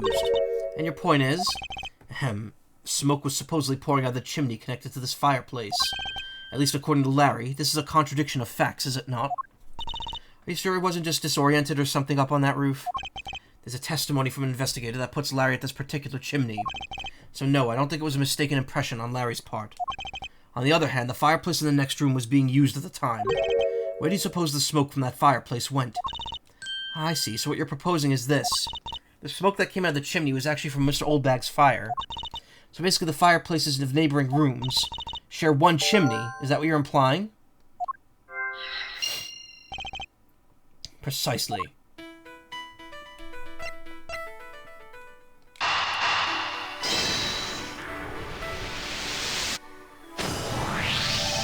Lady's undershirt that missile found. Ah! Why are you getting all excited over holding onto a lady's undergarment? Miles Edgeworth, you uncouth sea slug! You know the owner of said undershirt, then hurry up and return it to her already. Have it all wrong, this is evidence! And the owner of this piece of evidence was in the room next door. And yet despite that, Missile found it in the fireplace of this room. This lady's undershirt. Are you seriously claiming that it somehow passed through a solid brick wall? Not quite. The fireplace in this room is connected to a chimney. The other fireplace in the other room is also connected to the same chimney, leading us to the possibility that the two fireplaces are connected to each other. Perhaps a closer look at the back of a fireplace is in order.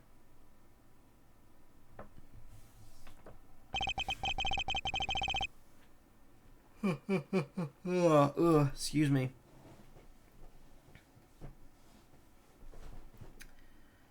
Karma has an idea. Oh no, I bet it's horny.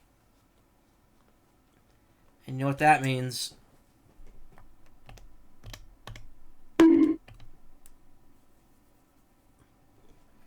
There's an X on the back wall of the fireplace.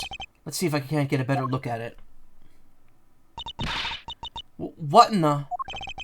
The wall separating this room's fireplace from the next room's fireplace apparently turns. As I suspected, this fireplace does indeed connect this room to the neighboring room. The neighboring room? There appears to be nothing particular about the next room. But the fact that there's nothing special about the next room isn't what's important. It's the fact that there's a secret passageway throughout this room's fireplace. We now know that the fireplace connects the two rooms. But how exactly is that significant? Not gonna suddenly name the old lady as Damask II's killer now, are you? No, she couldn't move at all because of her stiff hip. So she could not have been the one. Unfortunately, I believe that the fireplace has nothing whatsoever to do with Damask II's murder.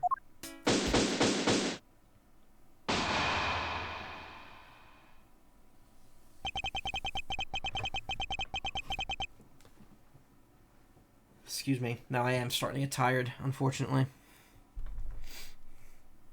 It would appear that the answer has made itself known. You're making quite a confident face there, Mr. Prosecutor. Bring it on. I'm ready to counter any argument you may have. Very well then, if you're prepared. I'll show you exactly where my deductions have led me. Good, I'm counting on you, Edgy. Leave it to me, Larry. My first attack will be to expose your lie for what it really is. My lie? I know that there's still something you're keeping from the rest of us. Well, what's wrong with you? Why is it you won't believe me no matter what I say, Edgy? Why must lying be difficult? Because there would be no game if he wasn't.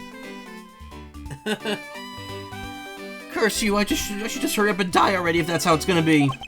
I'll confess to every murder in the whole world and then kill myself. And throw everything into mass confusion! Made some wonderful friends as a child, I see. Larry, I only have one thing to say to you.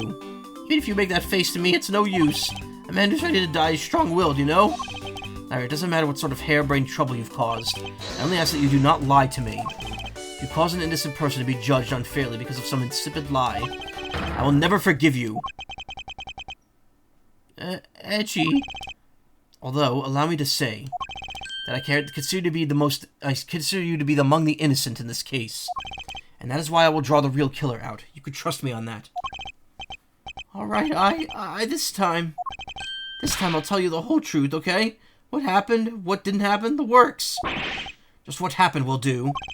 Now then, if you would please testify as to what you did on the roof that night, tonight. Up on the rooftop, okay. After the show, I left the pushcart in the rose garden and came to the embassy. There, they took the picture of me shaking hands with the ambassador. After that, and until my next appearance, I had some free time, so I wandered around. That's when I spotted the chimney. A chimney like that is a rare thing, you know? So then I wanted to play Santa and decided to give it a try.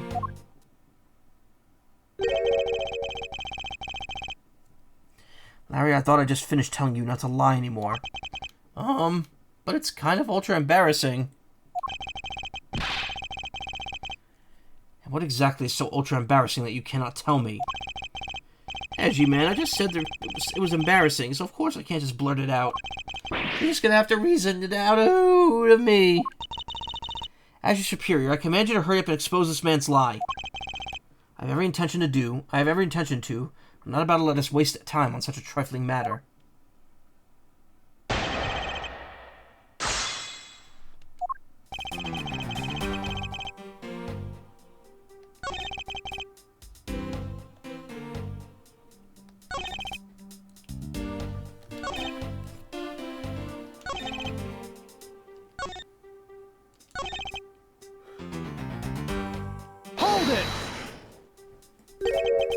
Karma seems to be having thoughts. This is Karma in a nutshell. But he's making chicken wings right now, so don't worry about him.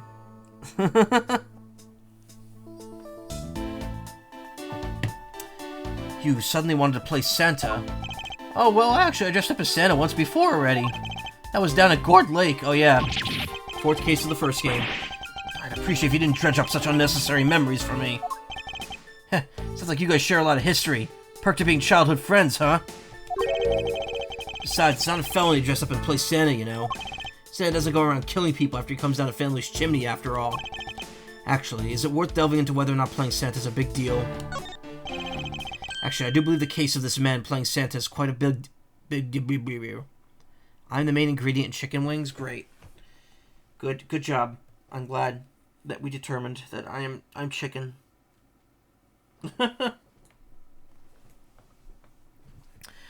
I need to wake up here a little bit. Ugh. Reposition my seating. Drink.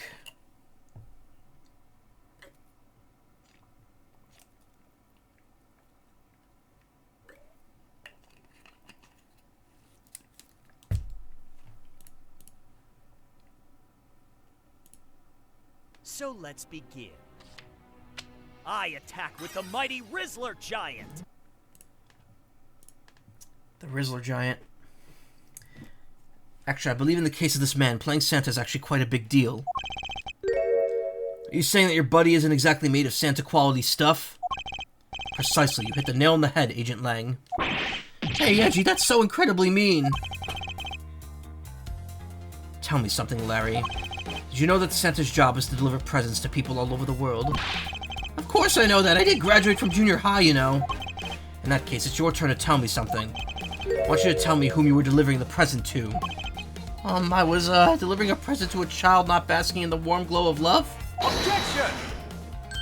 That must be the most elegant description of you I've ever heard, but a lie is still a lie.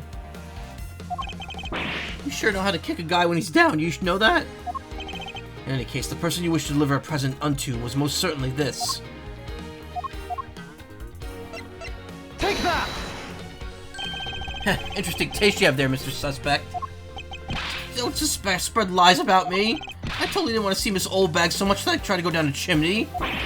Ow! I advise you to stop right there in your bashing of a lady. Well, I must admit I myself hardly have the want to run into that lady. However, what if you were misinformed and under the wrong impression? Then what? Define wrong impression. I simply mean that the man before you ought to enter the old lady's room without knowing one very important fact. That fact is best summed up with this. Take that! This is something the old lady received from her employer for that night. The girl who normally plays the Pink Princess, Mindy, was it again? Seems this man is quite taken with the actress. But that's not true, Edgy.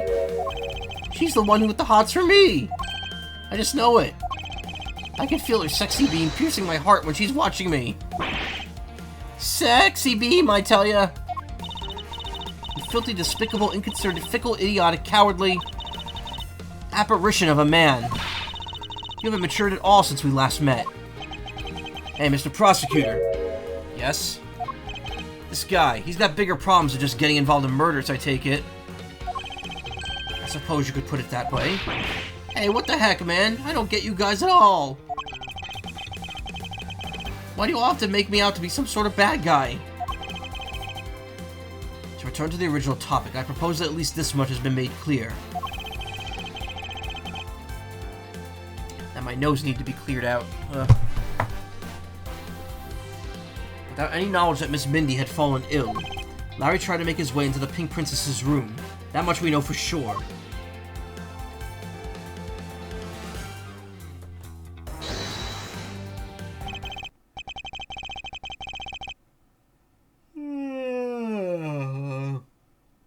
Larry, this isn't this guy. Shut up. Shut up with the... I have only played Disgaea 1 and 2. I've never played beyond those. I bought Disgaea 1 for like $70 back in the day, because it was hard to find, and as soon as I bought it, they reprinted it. Because that was when Disgaea was starting to get popular in America.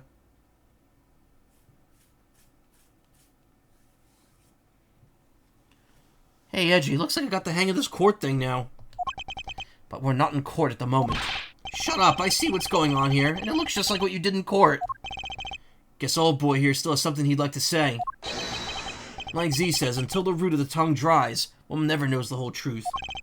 One shouldn't form conclusions until everything's out in the open. That's what I always say, which is why I'll listen. Alright, then get ready to listen to me defeat Edgy in a battle of wits.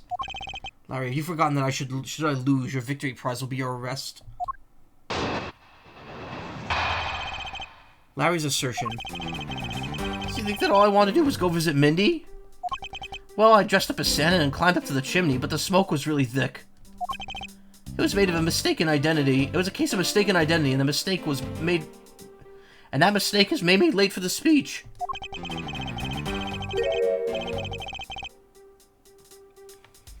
And to top it all off, I became a suspect in a murder. That's what you really meant.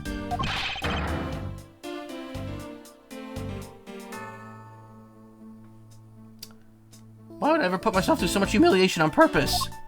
So I was reading the chat.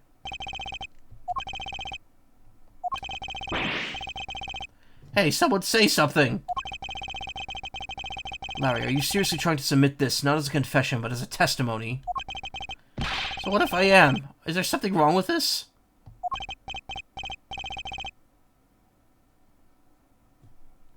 My claim is a claim claiming my claim. Do you have a problem with that? So it was you. You're my stalker. But I should warn you, it doesn't matter what kind of flattery you use on me, or you throw at me. I'm the devoted type.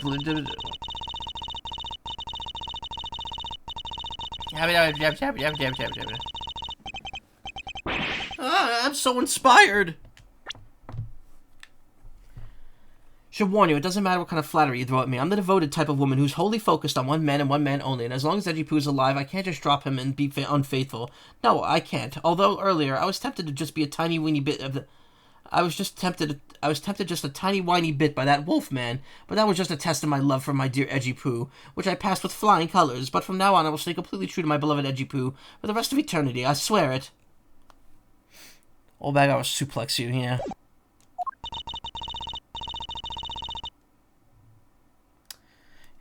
You're such an inconsiderate, cowardly, idiotic, and all-around completely worthless man. Although I heard something ominous just now, but perhaps it was just my imagination. I believe there's nothing further for me to prove at this point. I believe there is nothing further for me to prove at this point. What do you mean? Of course you still got something to prove. You still have to show some proof that I was trying to meet up with Mindy. Proof, you say? Remember, Edgy, everything is evidence in court. Right? You mean evidence is everything in court, Larry, but I understand your point. Yeah, see, I'm totally a pro at this now. Very well, if you wish to see the evidence, then let me show you the last piece of evidence you'll ever wish to see.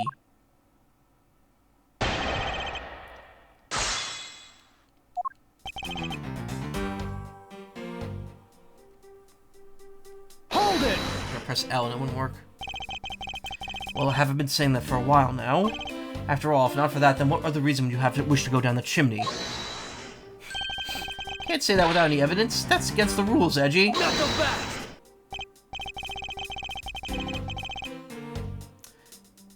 Thanks for keeping the prosecutor in line for me, Mr. Suspect. Hold it! Slow, one eye at a time blink. I have the evidence, and if you wish to see it that badly, I could introduce you to. But it's not good to keep them waiting, my subordinate. Hurry up and show them already. Lies, all lies, Edgeworth. Well, if you wish to lie, then by all means continue, as I'm ready to expose your lie at a moment's notice. You won't get the better of me. Now let's see.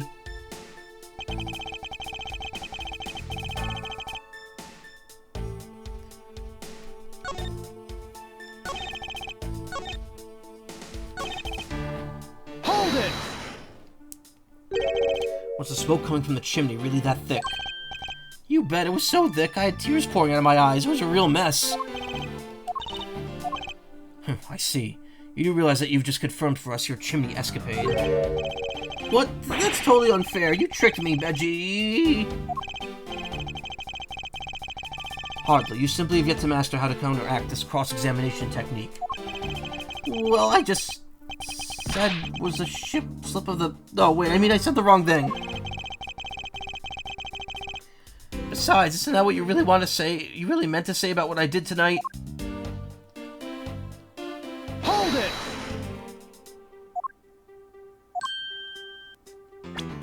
Oops. I don't know why I sped through that. I'm kind of zoning out here a little bit. I'm falling asleep again. Ugh. I'm not quite sure you can mistake that actress for this lady. Oh, Edgy Poo, are you staring at me? You finally succumbing to my feminine charms? I should think that the Steel Samurai is the one who should know all about your charms. What? Me? Edgy, what are you trying to do to me? Nothing. Sit with the Steel Samurai and the Pink Princess, our husband and wife. Oh, is my poor little Edgy Poo jealous? Ah, if you could please drop that line of discussion right this instant. But Edgy, I told you, I already have Mindy. Speaking of Mindy, exactly what kind of woman would you say she is? Edgy, are you seriously telling me you don't know about who the Mindy is? She's just like what her name means. She's super sweet with a great smile. I don't mean to brag, but she's one of the troupe's fastest rising stars. Interesting.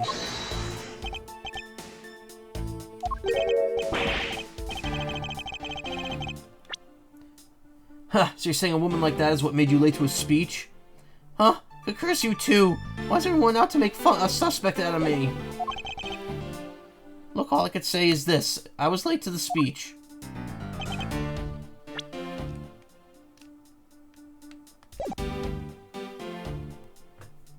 Hold it! I suppose you might be correct in a small way. What do you mean by that? Besides being a suspect in a murder, there are a few other things you're a suspect of. Ooh, not you too, Francie. You tried to stalk me, but I won't let you intimidate me like that. Look, I already told you, Miss Oldbag, it wasn't after you. I was trying to see Mindy. Hey, Mr. Prosecutor, can I just arrest this guy already? I completely understand how you feel, Agent Lang. Wait, please listen to what I have to say. If you have a serious assertion to make, then I'd consider listening. However, no problem. I'm gonna put it all I've got in this, so listen good, okay? Hold it! Larry, this is the final point you wish to make. You got it. I've collected all the energy I have and told it to you with my whole soul. In that case, allow me to take that soul and break it. Huh? What? Yes, we'll stamp it under her feet until it's ground into a fine powder. Fine powder? You really put your soul into that, then you're ready for what's coming, right? In place of the Honorable Larry, I offer my soul to you. Larry, come out from behind there and face it like a man this instant. You're scaring me, my liege. This whole testimony is one giant confession of all that he's done tonight. Practically begging for me to show him why he bothered to put himself through all this.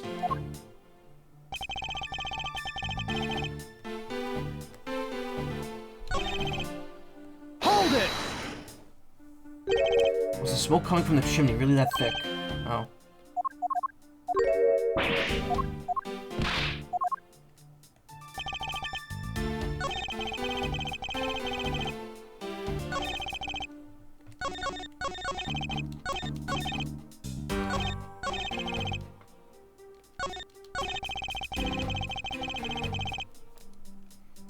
Okay, I gotta figure out what's different here. What's wrong?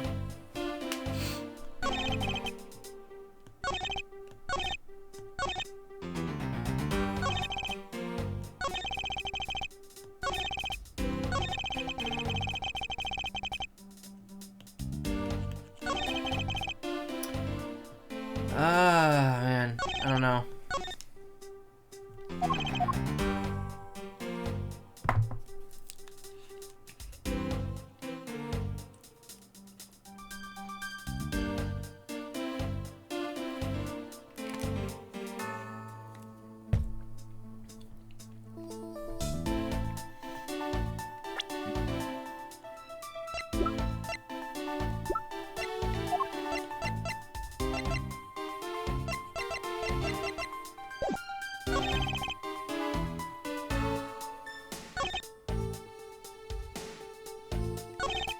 Hold it!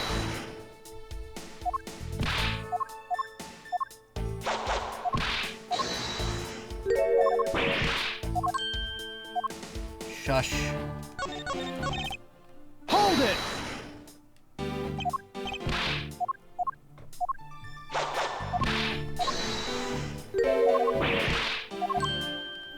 Wait.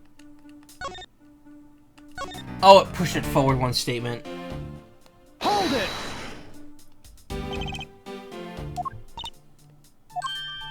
Oh, the mistaken identity is referring to Mindy and Oldbag. Okay.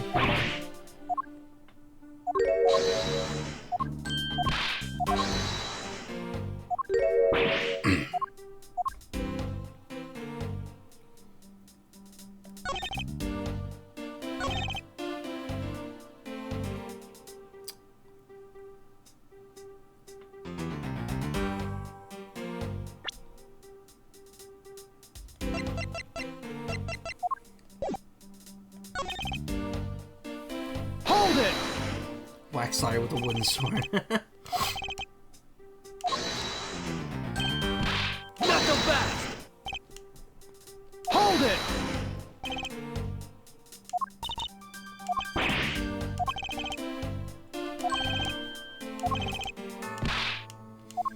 Okay, wait, when... It's clearly this one, but I don't know what to present here.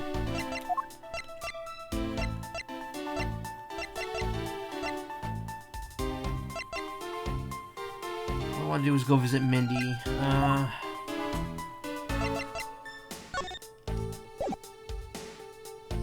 Objection! Okay, that was the right choice. Love when I take a guess and it ends up being the right thing. Larry, don't even think about denying that you have knowledge of this letter. Hey, what are you showing that thing to me for? Wendy, I'll be descending on you from tonight, your loving night. Wasn't that just romantic? But you weren't able to descend on her from above, were you, Mr. Loving Knight? Oh, I have no idea what you're talking about. I don't remember a thing. Objection! You pretend to be ignorant all you want, but it's written right here. This letter proves that you are not out to meet the old lady, but rather that you were attempting to pay Miss Mindy a visit. What did he say? What part of this letter shows the person Larry intended would meet was Mindy? Take that! I suggest you take penmanship lessons. That is, if you never wish to experience this level of embarrassment ever again. What the heck? Why are you talking? What are you talking about? Speak English! You wrote Mindy so sloppily that it became Wendy to the average eye. Hey, stop picking on me. It's so embarrassing! There. Isn't that what childhood friends are for? They're the best, aren't they? For punching. But that'll have to wait until we're out of this crime scene.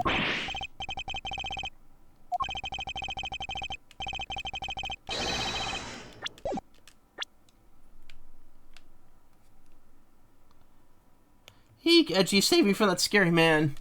Sure, if you're willing to make amends, starting with your incredibly embarrassing mistake. That wasn't me.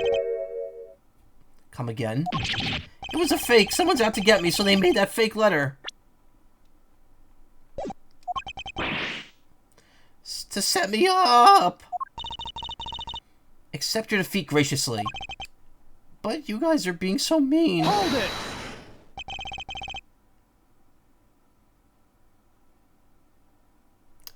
Penmanship analysis. What's that? No matter who, all people have certain unique features to their handwriting. Ergo, all we have to do is compare the handwriting to this letter to a sample of yours. And we'll know soon enough who it was that sent this letter. Well, that's easy. It's the autograph. I'll never write another thing in my life. Hold it! It's no use, Mr. Loving Knight. For you've already graciously provided me with a sample of your handwriting. Take that! This autograph in our mysterious letter. If we compare the handwriting, we'll know the answer to our questions soon enough. Confess now, Larry, to your miserable misdeeds. Miserable failure. Misdeeds? What? I'm so sorry. I did it. It was causing me trouble again. I admit it. I hit the nail right in the head. Edgy. So he finally confesses. I saw the pink princesses being carried around a stretcher and got worried, alright? I wanted to go to Mindy's room, but the doctors wouldn't let me in. So what choice did I have? It was the chimney or bust, Edgy. Your mind jumped from a school door to the chimney. School? What? Your mind jumped from the door to the chimney? What a criminally overactive imagination. Well, at least I was honest and wrote Mindy a letter and stuck it under the door. That way she wouldn't have been shocked when I came down to the chimney. Except for the fact that the letter was an utter failure at conveying said sentiment. I'm really, really sorry. Larry, you may be a shameful good-for-nothing, but on the face of humanity. However, I always knew you weren't the killer. I told you to trust me. Because at the very least, I can attest to that about you. Whoa. Edgy, you're... Ah! We've lost a lot of valuable time because of you.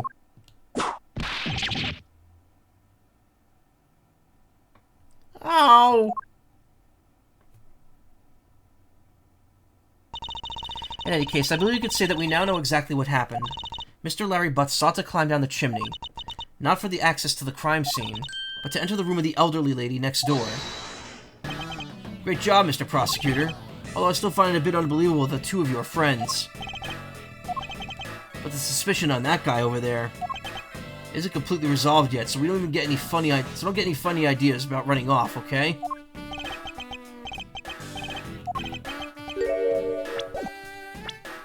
Oh, hey, what the Edgy? What does the Wolfman mean when he says I'm not off the hook yet? He means the murder weapon. Larry, did you forget? There are 2 layers of suspicion hanging over your head. That's exactly what I mean. We can't only rely on the words of the suspect, after all. We may have figured out what he was doing and what he was doing all night, where he was. But the bloodstained samurai sword that was left at the crime scene, as long as there's no satisfactory explanation for that, this wolf will refuse to ease up on his bite. Eek! Edgy, that guy, he looks like he's seriously about to take a bite out of me. I'm well aware, you should be as well. This upcoming battle will be crucial. Thanks to cooperating with our lovely bumbler, I've been dealt a very nice hand, and a sweet trump card. Looks like we're about to enter the final bout. Now, Mr. Prosecutor, let's see what you've got. Can easily point out the contradiction to the supposed murder weapon. But the real problem is for me figuring out what the real murder weapon is. This will be a high-stakes gamble. But this is one game I can't afford to lose. Why Larry? I was the one who found the body of the victim, Damask 2. Second, excuse me. Beside him was a samurai sword, glittering red and offering up the scent of blood. It was supposed to be in the Steel Samurai's dressing room, but I found it here instead. Plus I found the murder weapon's owner, the suspect Larry Butts, in here too. It's a bit far-fetched to accuse someone simply on the basis of ownership.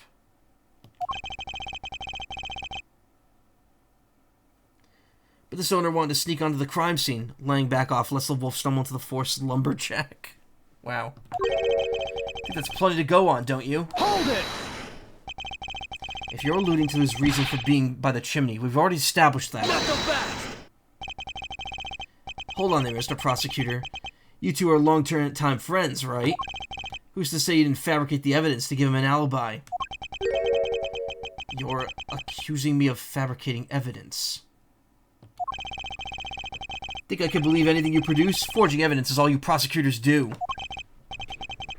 This man has some serious issues with prosecutors. But come on, I can't think of something as complicated as that, right, Edgy? Larry, I can agree because I know you and your personality well. However, Agent Lang knows nothing about you. Or me, for that matter. I sense his hatred for my entire profession emanating from his entire being. Meaning that the only way I can prove Larry's innocence is just to present irrefutable evidence.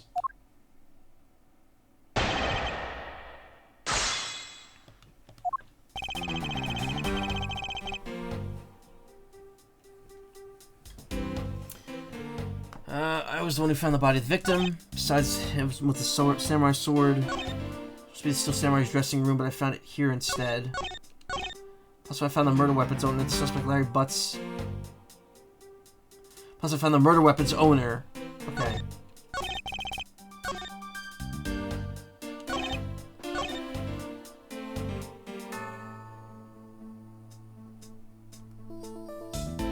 Hold it! Larry's already testified that he forgot what the samurai sword here. Yeah, and I was shaking hands with the ambassador in here, and as I left it behind by accident. Not so fast! So what? You lied earlier, so who's to say that your excuse isn't just another lie? You're back. You burnt one chicken, but it's okay. Nice. It's finally cold enough that I could turn off all the air in my room and just have it be a little, like, room temperature warm.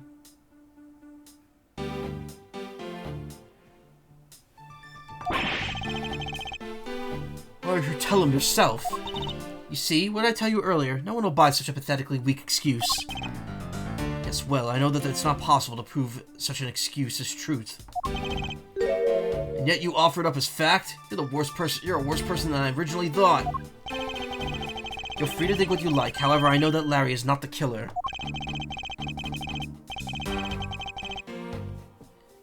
You know, let's hear one. Oh yeah, it's gonna cool down enough to use the oven without making it miserable inside. Nice. Hey, Rubber Bunny.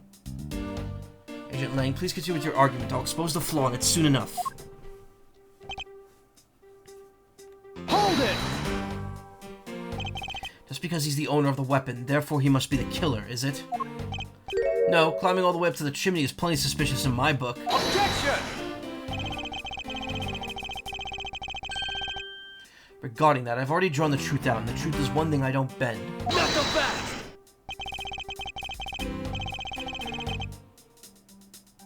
Doesn't matter if it's you or whoever. You prosecutors are all the same. As for me, prosecutors are the only thing I don't trust in. Objection! Agent doesn't trust prosecutors. What are you playing at? Sorry, sis. But there are only two things I can trust. My subordinates, my evidence at the crime scene. And evidence at the crime scene. Agent Lang hates prosecutors. But as long as he trusts evidence that's been left behind the crime scene, and there is something I could show him that he could believe in. Simply not possible the samurai sword's the real murder weapon. So I should focus on proving that point to Agent Lang first.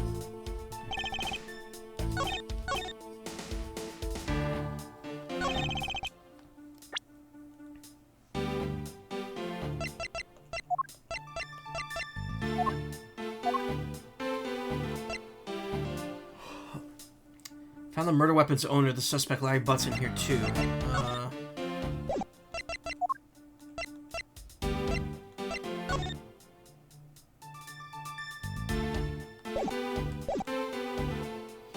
know what I could put there.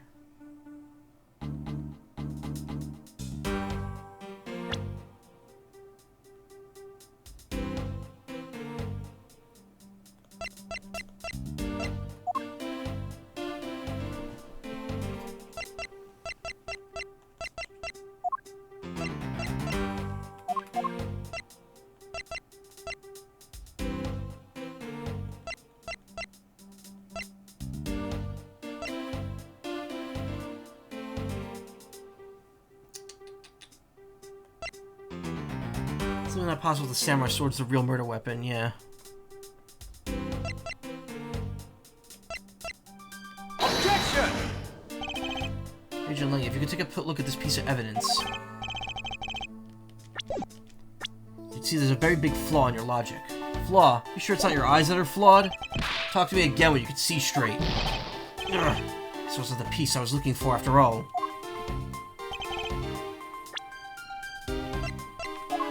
Objection! Wasn't that either. Not so fast!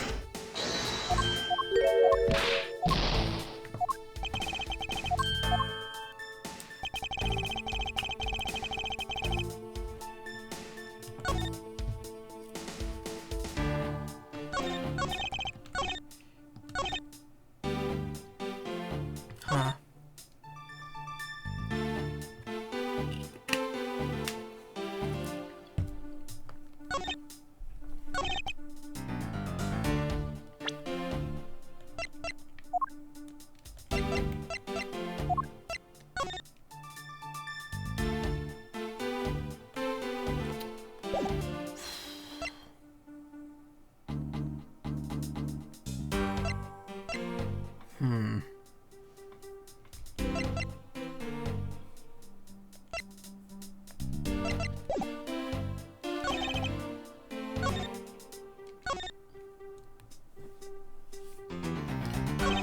Besides him was the samurai sword, glowing red and offering up a scent of blood.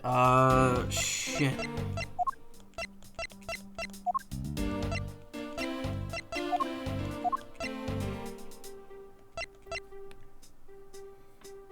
Fireplace?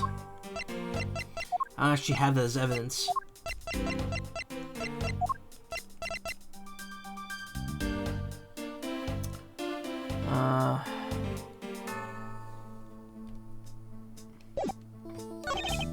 Supposed to be the Steel Samurai's dressing room, but I found it here instead. I mean, that does sound like fireplace shenanigans, but I can't do anything about that right now.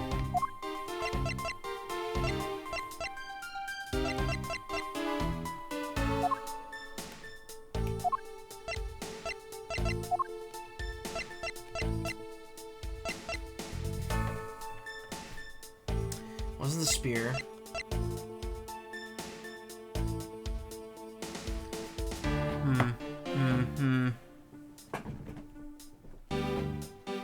To be honest, the more I stew on this, the more I'm starting to fall asleep now. It's getting frustrating.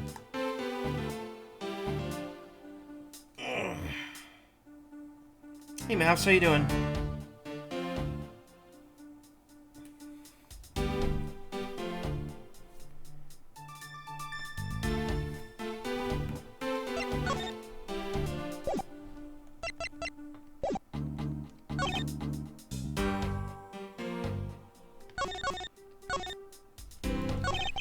So that was the... okay.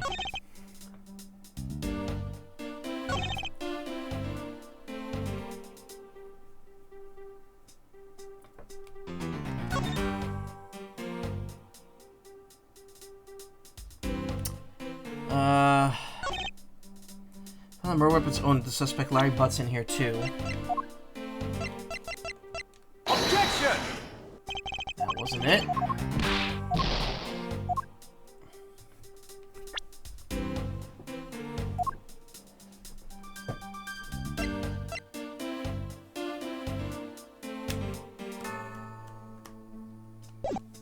God damn it! Why am I getting caught up on these?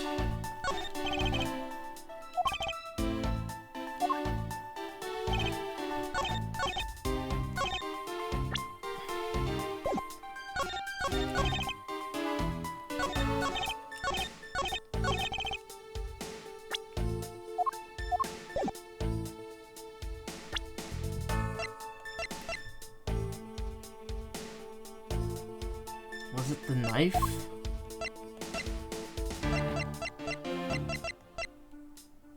Objection! No, that's not it either. Damn it. Why's there always gotta be at least one of these in every chapter?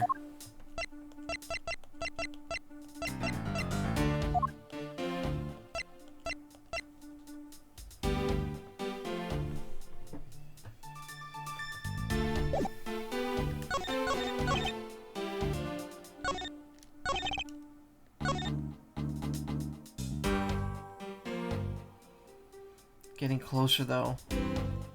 I'm already like losing. Hold on. Problem is the long. I'm spending so much time on this. I'm like losing focus here. Playing this game's like an endurance now because I just can't stay awake.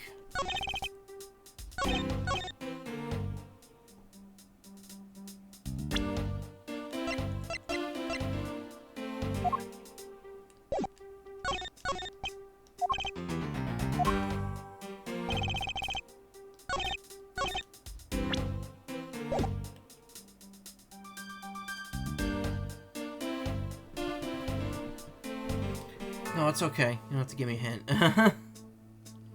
It's still Samurai's dressing room, but I found it here instead. Beside him was a samurai sword glittering red and offering up the scent of blood. Okay. It's supposed to be in the still Samurai's dressing room, but we found it here instead. It sounds like it's with the fireplace. But I don't have any like stuff regarding the fireplace. But also wouldn't...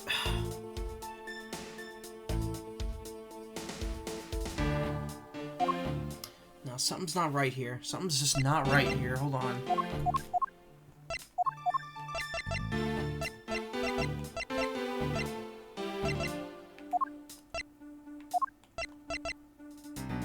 Objection! That wasn't it.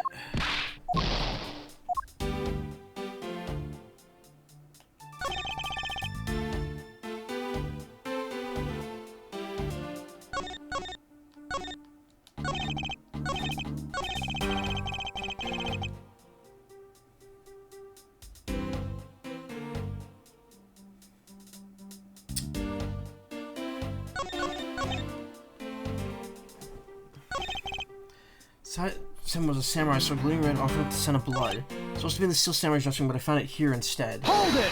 Okay, wait a minute. As I testified that he forgot the samurai sword here. Knuckle back!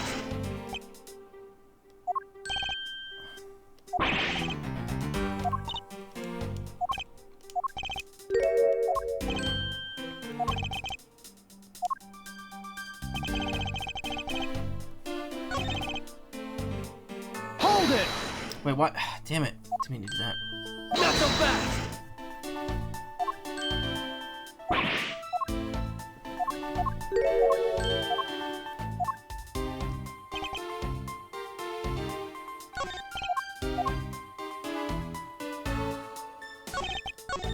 Hold it! I haven't pressed the first one yet. So you were the first to discover the body this time. This time? What's that supposed to mean? You better watch what you say. Only said this time because earlier, Kay was the first to discover the body in Babao. And your secretary, Agent Sheena, was ready to accuse her of murder for that. Not so fast! Huh!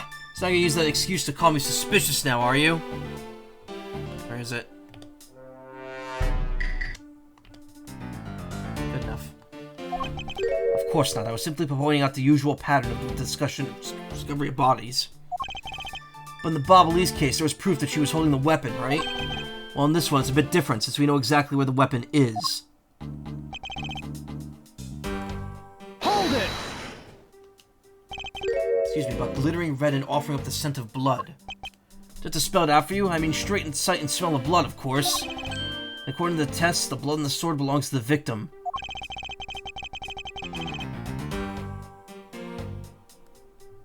Swords may not only be used on stage, so it's not sharp.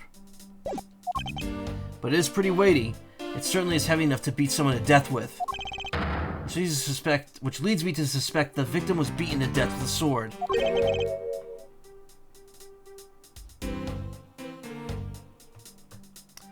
Beaten to death, huh? This last statement is too important, just let it slip by. Oh. It turns out... Suspect he beat the victim to death with that thing.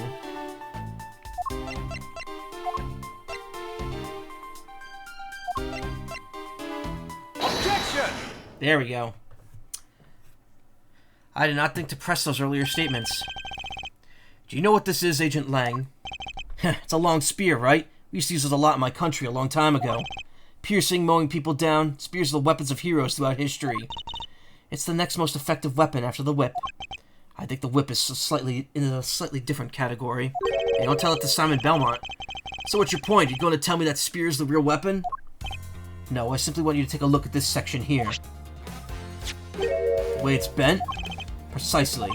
Apparently a certain troublemaker hit it against a wall in this embassy earlier. And as you can clearly see, these insides of these Steel Samurai's weapons are hollow. In other words, they're replicas that aren't strong enough to deliver a damaging blow. Let alone the multiple strikes necessary to bludgeon someone to death. And yet there's not even a dent in the samurai sword. How do you explain that? Yeah! Oh yeah, the sword and spear are made of the same stuff, so they bend easily. But I wish they'd make them out of better stuff, because the spear got bent. I was able to do my special early summer rain jab move. Man, I got such an earful from the director and the play for not doing that in the show. So Samurai's special move was changed tonight because of him? Because he bent it, Larry couldn't do the early summer rain jab special attack move. No! That's more than enough of your whiny whimpering. Why does he have a Wing Chun stands for his damage sprite? I don't know. Now, back to the topic of the spear. Yes, let's return to the real topic of discussion. This is where the real gamble begins. I don't have a real strategy, per se. So all I can do for now is let the chips fall where they may. Using guesswork and taking risks in place of the real logic is hardly the Von Karma way. It's neither smart nor very clever.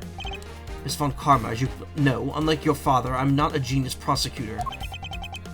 But I doubt his record of 40-year of a 40-year win streak will ever be broken. But perhaps it's for the best if it remains unbroken.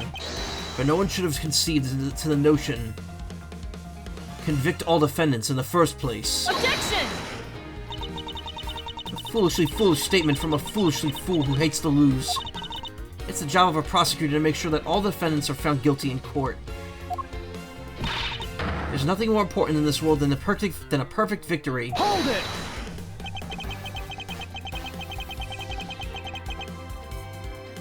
That may be your opinion, however, I don't believe that's all we are.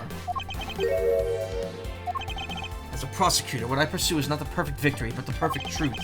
If that means the bridge I must cross will crumble beneath my feet, then let it crumble as I walked on towards the truth. Not so fast! You're good at keeping me entertained, Mr. Prosecutor. But you know, humans are delicate creatures. The slightest bump and we expire. I'd like you to consider, if you will, the possibility that the sword that was used in such a way that the attack killed Damask II without bending it. So what do you think of my hypothetical scenario? I think you know what to do here, right? And what you need. Of course, what I need is evidence he can't refute. This is it. It's time to bring this to a close. Thank fuck. Why Larry? Part 2.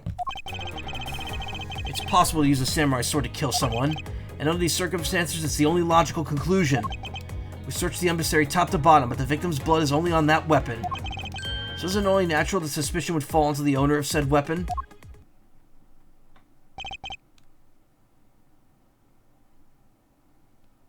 How long do you intend to cling to that preposterous theory? As long as I want, because we examined every corner within the walls of this embassy. There's no stone we've left unturned, and we have managed to come up with only one logical conclusion.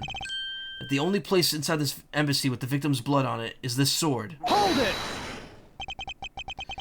You left no stone unturned. Is that a fact? Not so fast! If you've got something to say, then say it in the only way I respect, Mr. Prosecutor. Yes, of course. In that case, allow me to make it all crystal clear for you.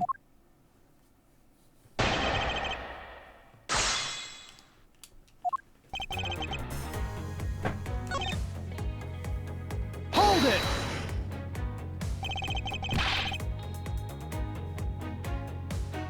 Ugh, sorry. Lang's acting even more like a prosecutor than the actual prosecutor is, yeah. But you must know that your conclusion is wrong. Given the circumstances I'm in, the only people I could trust are my subordinates. Because they're a much more trustworthy bunch than you prosecutors will ever be. Hold it! And you call yourself a professional? Not so fast!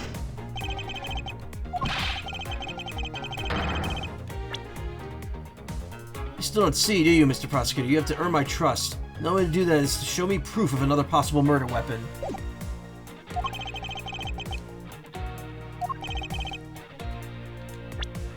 Another possible weapon in this room, if there's only one other thing left. And it's going to be a gamble. And I can't withdraw from this game now. You're not going to get me to trust you by the power of your glare alone, you know. Plus, I have other reasons to why I think the samurai sword is the murder weapon.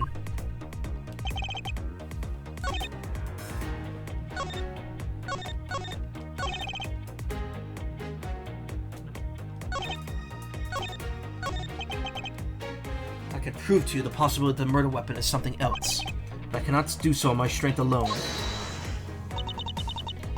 How's Edgeworth? What are you running straight into a quagmire for? I thought you said that you were busy in pursuit of the perfect truth.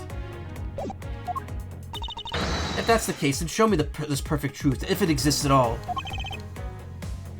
Don't worry, thanks to you, I've already prepared myself to do just that. No need to thank me, I'm simply doing what any good superior would. I suppose you are. Very well then, I'll show you the possibility of a different murder weapon.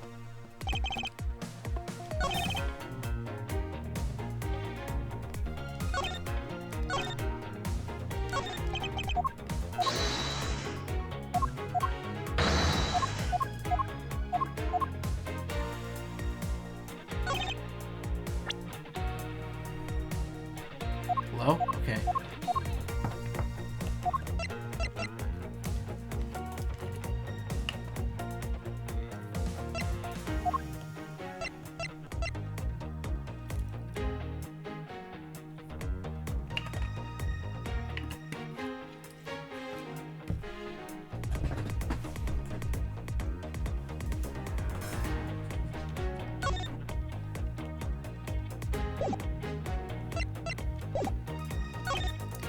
Hold it! The only place where you could find blood was on the samurai sword. That's right, even with luminol, which means that we're out when there are no other possibilities outside of what I've already outlined. No problem with Agent Lang's assertion that the samurai sword is the weapon. Oh, okay. If you believe that there's no other door of possibility left to open, then allow me to force one open for you. Not so fast! And how do you plan to do that? By showing you what may possibly be the real murder weapon. Not so fast! The real murder weapon. Hate to repeat myself, but my men have already searched every last inch of this embassy, and they've concluded that nothing else could have been used as a weapon. Knowing these facts, you still want to press forward with your little hypothesis? Of course. Because it's not possible that your men inspected everything in their investigation. What are you talking about? I don't appreciate mind games, and I don't appreciate when people like you slander my men. Hold it! I'm not slandering them, I assure you. I'm merely pointing out that their investigation Dragnet has a few holes in it. I used to watch Dragnet as a kid. Did not like it as much as Get Smart. Get Smart was like one of my favorite shows as a kid. Friggin' Shoe Phone, McGee. Namely, there's something your men couldn't even lay a finger on. And that item is the real murder weapon. Alright then, I'll play along for now. This real weapon that killed Damask II. What exactly is it? A murder weapon which not a single person has yet to touch is this. Take that! The national treasure of Allebahstian. You mean the Primadou statue? Yes, and as you know, only the ambassador and his secretariat may touch it. Which I believe means that neither you nor your men were able to examine it, correct? Not so fast!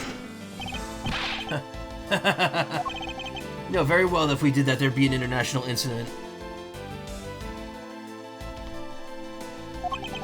Between the Kingdom of Allebahstian and the Republic of Babal. Two countries' precarious relationship teeters in the balance.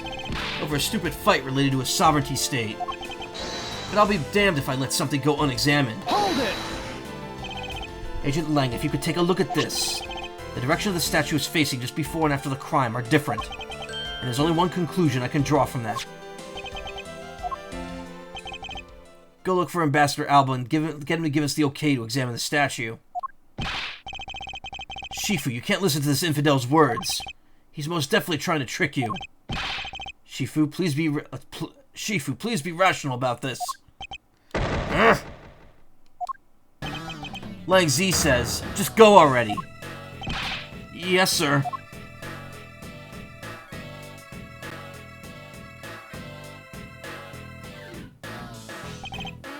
Shifu. Yeah? I'm really sorry, sir, but I was unable to convince the ambassador. I was unable to obtain permission for us to examine the Primadou statue. Huh, I see.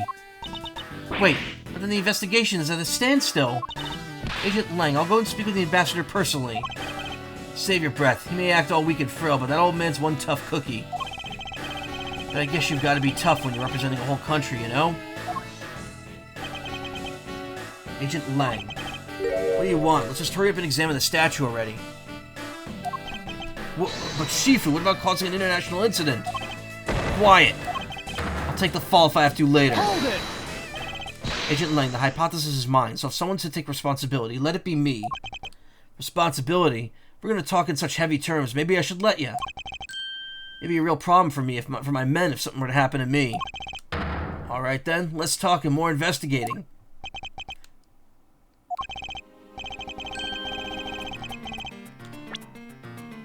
We want to know the truth, we can't stop here, action must be taken. Agent Lang, I'd like you to run the Why that word? I'd like you to run a luminol chemiluminescence test on that statue. Luminol test? Ah, good thinking.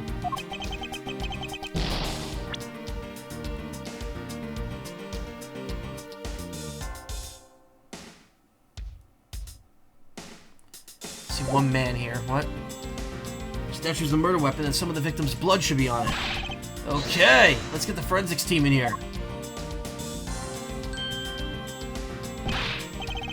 Looks like you hit the jackpot, Mr. Prosecutor. Guess this means the real weapon. This is the real weapon that killed Damask II. Indeed. But I wouldn't celebrate yet if I were you. This doesn't let your friend off the hook. It doesn't prove that he killed Damask too, so the charge remains.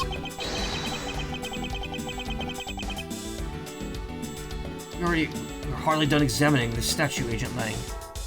Lang Bad, Edgeworth, Von Karma, and MIB, yeah.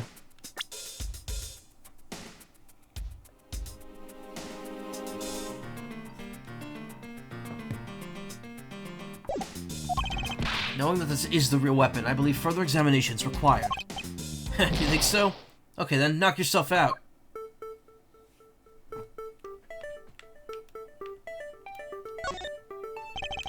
The sword drawn and ready. There's a certain aura of valor around him. Lang Zi says, those who hold a sword hold an equally strong will. It says that the weapon one holds reflects the strength and will of one's character. What if this was created as a show of the country's majesty? Oh, then what does Franzie's whip say about her character? It says that I'm ready to exact punishment on those who would break the law.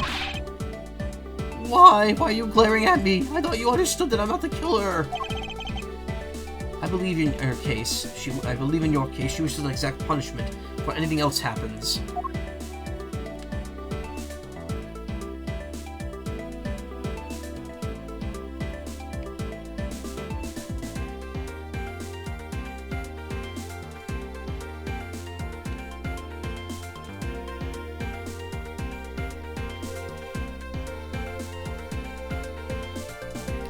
Print. What do we have here? This dirty smudge. Looks like a handprint. What's a definitive bit of evidence like you doing under here? Looks like we got some fingerprints to analyze. Worst case scenario, these prints belong to Larry. But it looks like it's too late for me to do anything about that now.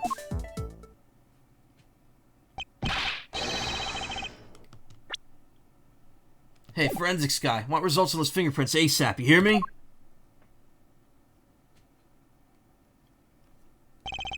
Agent Lang, I have the analysis results, sir. Good, and? Sir, about the prints we lifted from the bottom of the statue. Well, you know, the victim of the murder in the Babalese embassy?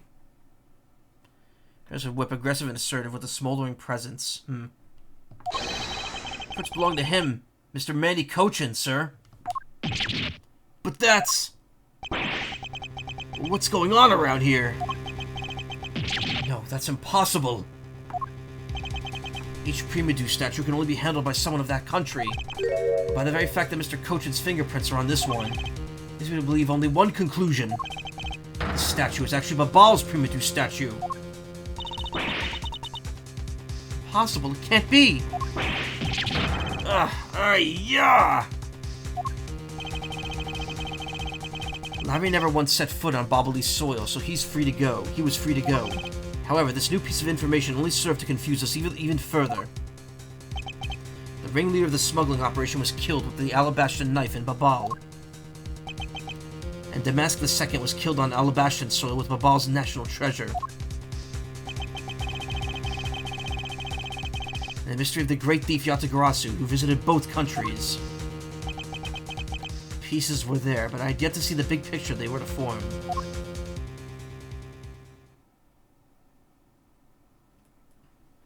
To be continued, baby. I don't think we're gonna get through another whole segment tonight, but making progress is good. I'm gonna take a very short break, actually. I'm gonna go to the bathroom and recharge here, get myself a little more awake. I'll be back in just a moment. As soon as I find the pause recording button right here. Here it is. I'm not going to pause myself in the middle of a sentence. See, I didn't do it. I said I wasn't going to, and I didn't. Now, anyway, as I said, I'm just going to go take a quick break, and then I'll... In the bag, Kaiba. I summon my Skibbity Dragon in attack position. What the Sigma?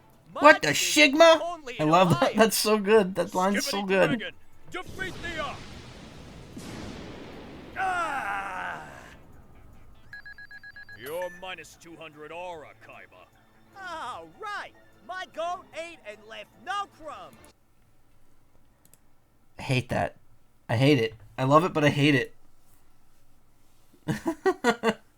Anyway, hey, I'm back. I took like a 10-minute break. Wow. Actually, it's more like 20 minutes now. Because we talked for a bit before I restarted the recording here. Yeah, spoilers. I don't just cut myself back in when I stop the recording. Anyway, yeah, wow, it's exactly 20 minutes. Jesus. All right, well, we're a little bit behind, but I'm more awake now, so we can hoof it for a bit through the next segment. I think there's 7 segments in this case total. So if I could get through 1.5 per stream. Then again, I started late today. I think next stream I'm going to aim to get through 2 full segments. Don't tell me it's supposed to be Yu-Gi-Oh! Yeah, it was Yu-Gi-Oh! If it were dubbed in 2024.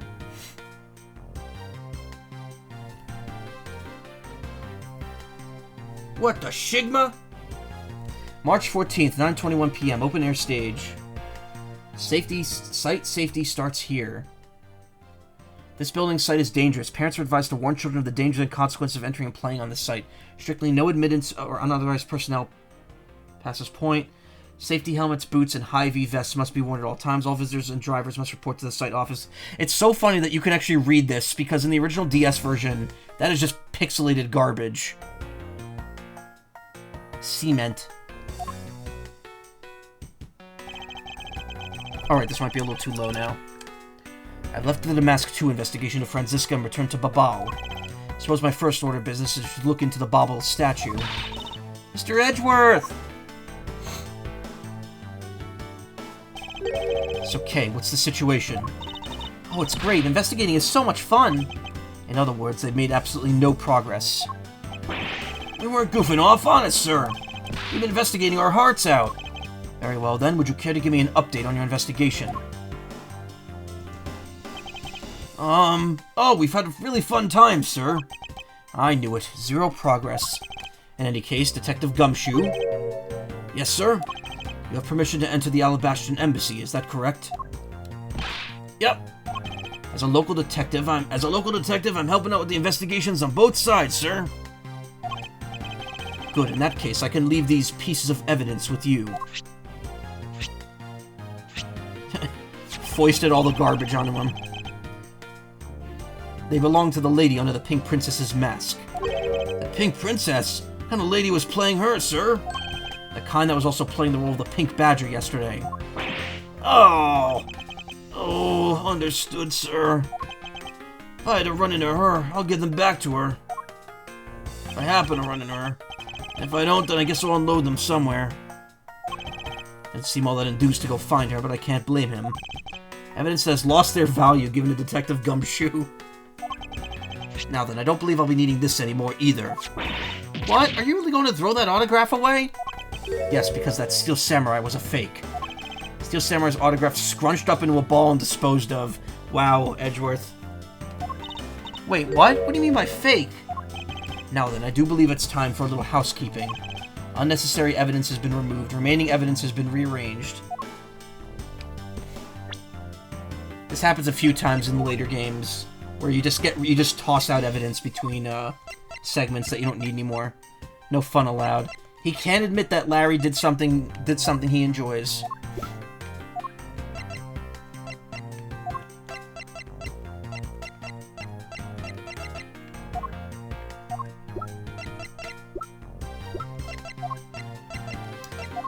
Truth be told, we didn't even lose that much. We lost I think we just lost the pieces he gave to Gumshoe. Though he did rearrange the rest of the evidence as well. Bags full of cement powder are stacked up here. Suppose they're for the renovation.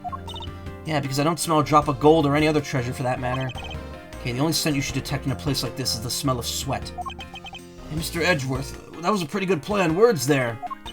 Ah, Gummy, don't randomly jump into one of our dialogues like that. Were you eavesdropping on us, Detective Gumshoe? No, it's not like that, sir. A ladder. Actually, that's a stepladder. The exact same thing.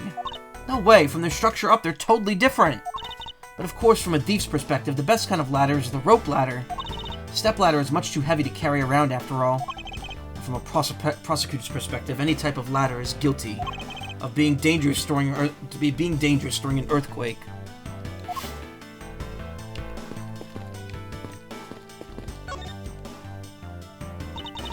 Hey, do you detect the scent of treasure coming from this bush? The scent of treasure? Not at all.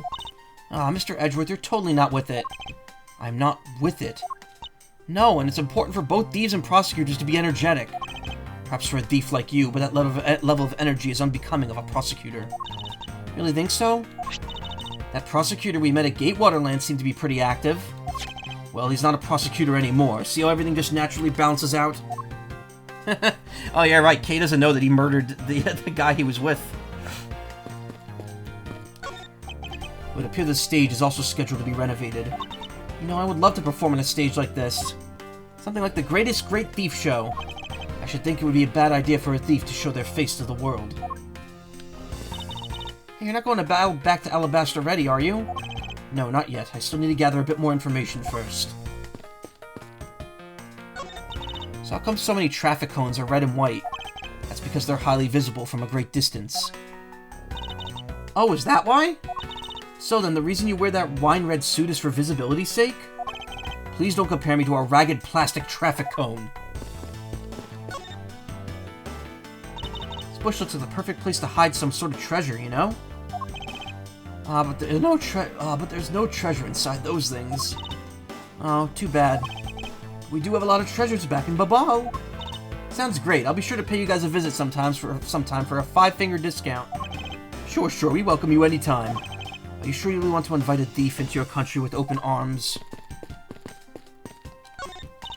Just looking at these scaffolds make me want to climb them. I recommend that you do not try. There was a fire burning here until not long ago. Yeah, but I think enough time has passed, so it should be alright. Thief Child says, if there's a height to be scaled, then you scale it you must. Starting from Thief Child, would you care to explain what you just said? Having a real time of it cleaning up after the fire. Suppose we should stay out here and investigate the stage some more then.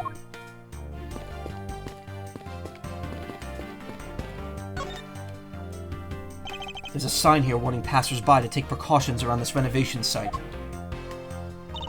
They're really going all out, huh? There's construction going on everywhere. I believe Ambassador Poleno said it was to attract more tourists and visitors. What can they do with the new stuff they're building? Hey, what do you think they should do, Mr. Edgeworth? How about transforming it into a courthouse? Hey, be serious. But I was being serious. Mr. Edgeworth! Look like you're enjoying yourself, Detective. I don't have much else that I enjoy as much as a good investigation, sir. So, what did you find out? Well... I take it he's found nothing of any particular use, as usual. Got some grape jelly in here. Because grape jelly is what a good chunk of people don't go for in PB&J sandwiches. I don't mind grape jelly. We're a strawberry jam family. That's what we just have in our fridge. Though I do have some weird jellies that we had because, when my brother's girlfriend was visiting from Britain, we bought some like different types of jam. I don't know if we still have it though. I had, and I think I threw it out. I had pepper jam, where it was like sweet, but it was clearly pepper flavored. It was very weird tasting. It had like a little bit of spice to it. I used to have a jar of lemon preserves as well. Those are really good. I miss that.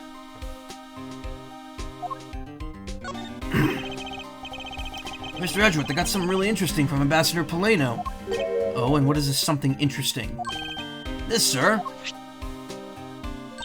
Wow, that's so pretty. I'm so jealous. That's a real treasure right there. Why is the flame burn green, Detective? So apparently if you burn the special wit crystal oil that they only make in Macaw, it turns this green color, sir. Interesting, so it's a special property of the oil. I suppose it's a ploy to force people to visit Macaw should the oil run out. Hey, Gummy, what about these silhouettes? They stuck some cutouts on the side of the lantern so to project the images. Oh, silhouettes, huh?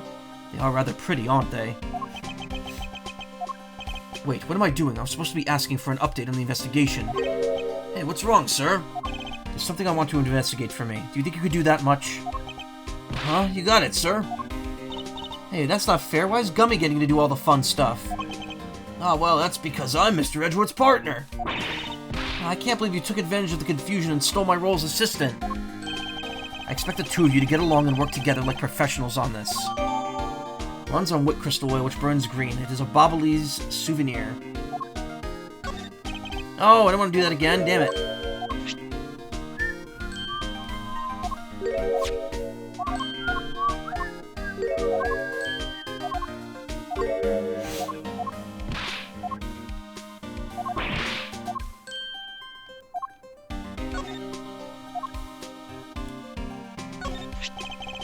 Souvenir from Babal. It's a silhouette lantern.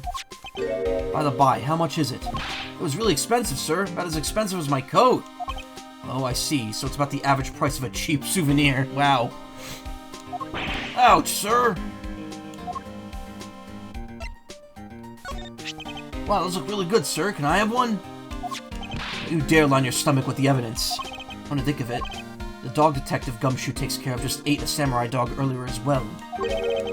Poor little dog, slowly coming to resemble his handler. What do you notice about this piece of evidence, detective? I don't really sense anything special about it, but the embassy's a different story. Let's see. I'm not really sensing anything special from you either, sir.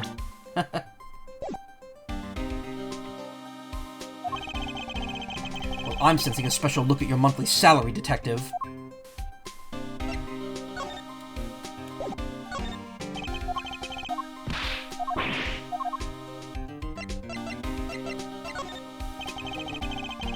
I want to try onion jam, but I gotta say apples hands down your favorite. Wit crystal oil, I bet it contains a large concentrations of elemental boron. There we go, salary cutting noises. Whoa, did my chat, like, lag? I think all 4 of those messages just showed up now.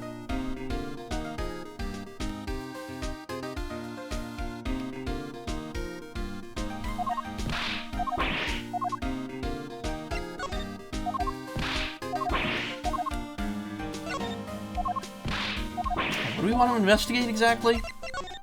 Probably the other Prima-Do statue.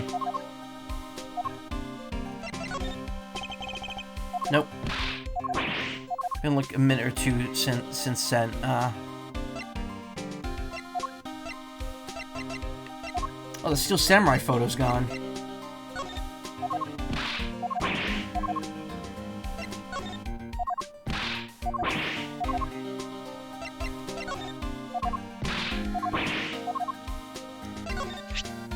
So this is the Yatagarasu's key, huh? That's a real nifty trick they built into it. Can't stop playing with it. This is great. It's like one of those transforming toys, sir. Evidence is not meant to entertain, detective.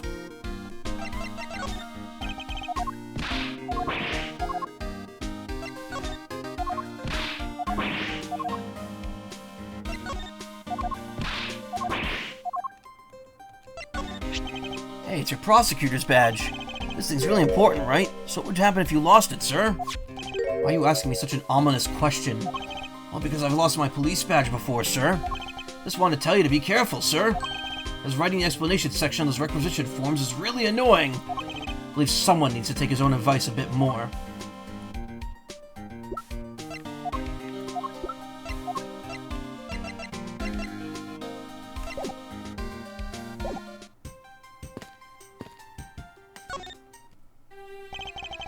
So you're back now, are you, Mr. Edgeworth? You must be tired. Here, with these you can eat whatever you'd like. And these are discount tickets for our cafeteria. They open tomorrow at 10 in the morning. I appreciate the concern. However, these coupons do nothing for me right now. Oh, is that a prosecutor's badge? It has a very cool design. I know. We should start selling items like this as souvenirs in Babal. Tourists will absolutely go nuts over them. Please don't compare my, what was it? Don't compare my proud symbol of my profession to a cheap souvenir. This is the open-air stage. What function does it serve exactly? Well, normally we use it for a variety of events. It's all to attract that extra bit of attention of Babal. Heard that tonight, over in Allebahstian Rose Garden, Ambassador Alba was to give a speech. And you know what? Manny told me I really should give a speech too. Mr. Cochin told you that. Yes, he did. Which is why I thought I should give a speech of my own. But unfortunately, I wasn't able to. Because of the fire the Yatagarasu started. Exactly. Ambassador Poleno, there's just one thing I'd like to ask you about. Yes, oh, and don't worry, you can ask me more than just one thing. How about 2 or 3? In exchange, I expect you'll be coming to Babal, yes? Thank you, but just the one thing is all I require. Manny Cochin, I'd like to ask you about this man who was your secretary. Sure, I'll tell you what I know. Thank you for your cooperation, Ambassador. He was, well, if I had to put it in one word, he was an able man. If there was ever anything I needed as an ambassador, he was able to get it for me. To think that a man like that had that hand in the smuggling ring, right under my nose, going completely unnoticed. Actually, I suppose it's because he was an able man. I was unable to detect his dirty dealings. Sounds like Mr. Cochin had a very sharp mind. Recently, Manny had been very busy. Since I became the Bobblies representative at the Country Unification Council, He's been working tirelessly to cover my work for me. I'm sorry, but what is this Country Unification Council? Oh, well, you see, tonight's events proceeded without a hitch. Our two countries were to reunify and become one again. But I guess with how things turned out, that dream won't be realized anytime soon. I suppose not. Ambassador Paleno, I'd like to ask you a little more about the Primadou statues. Oh, I see. Well, let me ask you this. Did you know that the Allebahstian Babal used to be one country called Codopia? Yes, I know that much about your history. Well, the Primadou statue belonged to the founders of Codopia. At least that's how the story goes. It was bequeathed unto the king of Codopia as a symbol of the country's wealth. So it was meant as a symbol of sovereignty and the right to rule, I take it. Yes, that's right, which is why both countries are so adamant about their claim. We hold the real statue, therefore we hold the right to rule, is the reasoning. It's pretty petty when you think about it, though, I suppose. But if Allebahstian Babal were to re-establish relations, shouldn't that put an end to the squabbling over the statue? I have no reason to believe so. The Primadou statue is even more important now as a key to diplomacy. I wonder if Ambassador Paleno knows about what has happened to the very important key to diplomacy. Perhaps I should try showing him this key and see what he has to say about it.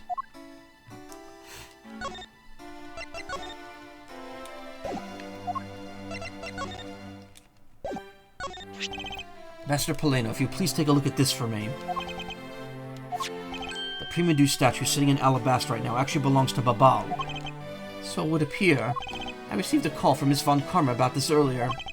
You will understand why I wish to inspect Babal's Primadou statue immediately. Because the statue currently in her country's possession. Yes, well, I've already inspected it myself. And it is definitely Allebahst's statue. I know it because it's... I know because it's the real statue. And you're saying that Babal's was a replica? I'm embarrassed to say it's true, though I know it was someday it would be exposed. I received my orders from the leaders of Babal, and I was to negotiate with Ambassador Alba at this event. I was to negotiate with him and fix the results of the evaluation tonight. To say that we could not determine which statue was the real one. Hold it! Why are you telling me this? Well, because you already figured it out. Our statue is just a hollow gold shell. Even if Babal were to lose face, the reunification of our country is what's important. I'm right in thinking that, aren't I? I'm not making a mistake, right? If you don't know yourself, then I won't pretend to know either. I never thought that being betrayed by my own secretary, the real symbol of wealth, would be given to me. Isn't it simply ironic? Hey, where are you going? Are you heading back to Allebahst?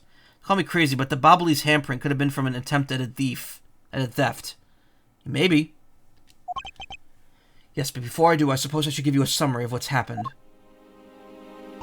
Oh, I see. So there's been a murder in both countries using an object from the other country.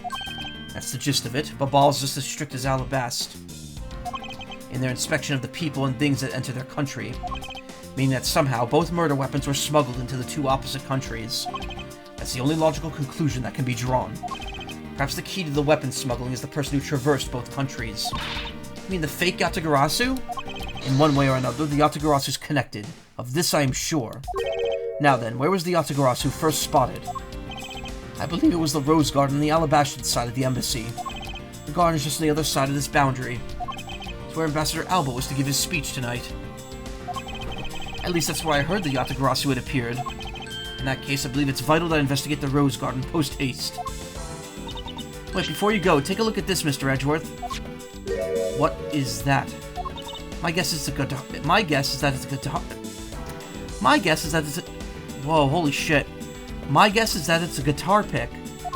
I picked it up just now over there. Think it'll be of any use? There's a little water on it, but how did the water get on it? Doesn't look like there's anything it could get wet on around here. Or around here. I was thinking they have concerts here at this open air stage from time to time, right? Alright, I'll find its owner later. Looks like a guitar pick. It's also wet for some reason. Probably the Jammin' Ninjas. Oh yeah, one more thing. Mr. Edgeworth, were you willing to hold on to this? What is this? It's misused perfume. If that doesn't sound like import border control, they take whatever's just allowed and just burn it, pretty much, yeah. I mean, it's also different because it's just embassies on foreign soil. It's the bottle that woman left behind that I found 7 years ago. Thought that one day it'd be of some use in tracking her down. So I kept it safe all this time. Thank you. I'd be honored to hold on to that for you. This was left behind by Callisto U 7 years ago. Kay's been safeguarding it. Yes? How's the investigation going into the Bobolese Secretariat's office, Kay? Well, even though we have found a few treasures, they've been pretty much burnt to a crisp. Treasure's a terrible thing to waste. Anyway, is there anything else I should know about? Oh, that's right. You know what I found in that office? A wooden bear carving. It's so cute. Can I have it? Huh? Can I? No, of course you can't. By the sound of things, it appears there's been no progress in the investigation at all.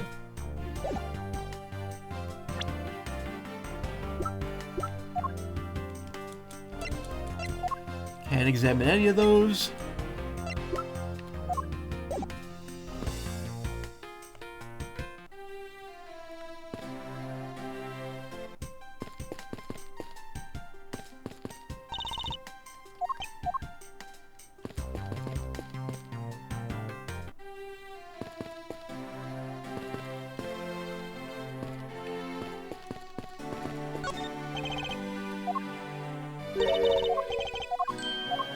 Okay, literally nothing new here. I think I'll return to the investigation at Allebahstian now, but... I know. I'll get back to Babal and do some investigating there. March 14th, 9:58 p.m. Rose Garden. I see you're back, Miles Edgeworth. How are things in Babal? Although I can't really say I expect much from Scruffy and that girl. Investigation into Manicochin's death hasn't progressed any. However, the investigation into the Yatagarasu has. Ah, yes, the Yatagarasu. Even now, I find it hard to believe.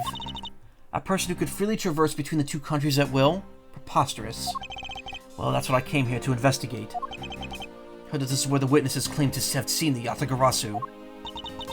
That's correct. Ambassador Alba was to give a speech tonight here in Allebahst.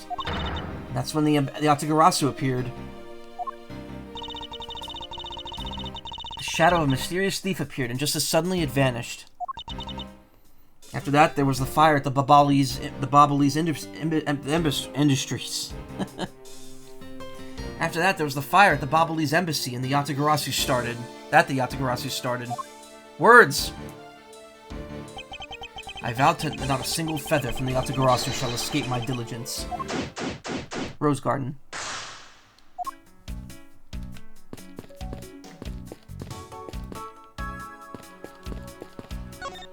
There's an overturned spotlight here. When the Yatagarasu appeared, the audience that was waiting for the speech started to panic. I suppose that's when someone must have knocked it over. I had a tough time visualizing the mass confusion that took place here. Thought to use my whip to capture the Yatagarasu. However, there were people in my way, and I was unable to land even a single lash. Suppose this means that some other poor saps were hit instead. Possible that the Yatagarasu hid in these bushes? Of course not, they're rose bushes! You've been spending so much time with Scruffy and that girl, they're rubbing off on you. But it's alright, I'll wake you out of your stupor. Now the next time you feel like sleep-talking, remember that I'll whip you for real. Oh, that's been me this whole game. All I'll try to do is offer up a possibility, and this is what I get? There are roses scattered on the surface of the water, creating a pleasant fragrance. Not just for aesthetic, this pool's water is also used for putting out fires. I see. Oh! The pool stopped filling itself automatically. Fountain spouts are set to stay open until the pool's water reaches a certain level. If the water is used to put out fires, I suppose it must be refilled to its normal level, which suggests that this pool was recently used somehow in this embassy. Guess I'll take some notes about it just in case. What the? Oh! How dare you surprise me like that? I'm sorry. Oh, hey, Edgy, thanks for what you did back there. Your gratitude alone is enough.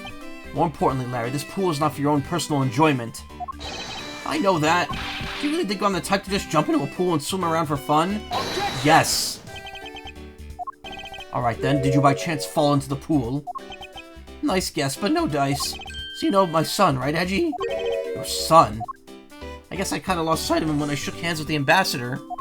And I'm pretty sure he was around here when I last saw him! Imbecile, how can you be so flippant at a time like this?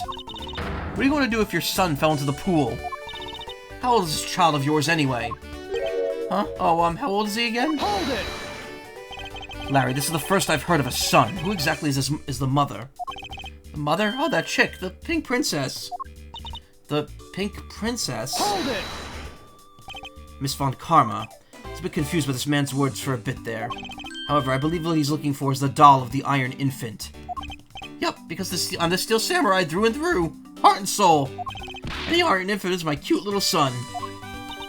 You have given a whole new meaning to the phrase an astounding fool. Larry, we have not seen hide nor hair of the Iron Infant. But rest assured that if we find him, we'll let you know. Now get out of here. Sounds good. In that case, I'll go search over there. Hey, wait! Well,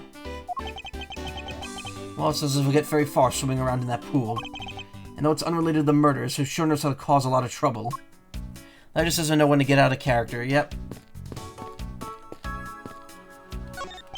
A statue of a woman. Wonder if the lady is pouring water.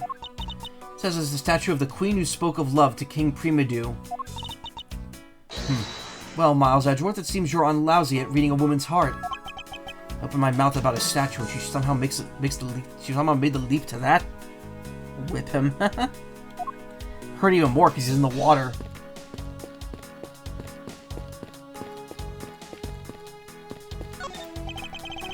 So this is where Ambassador Alba was to give his speech.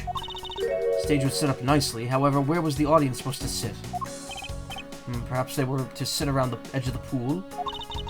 No, that's such poor planning. If there was no other than a spot or two by the pool, they really should have made seating arrangements, like how the gallery is set up in court. Indeed, you could sense the consideration for the viewers was taken with those. So in the end, the speaker and his audience were to stand the whole time, huh? Yes, although I suspect the audience would have liked to sit down after a while.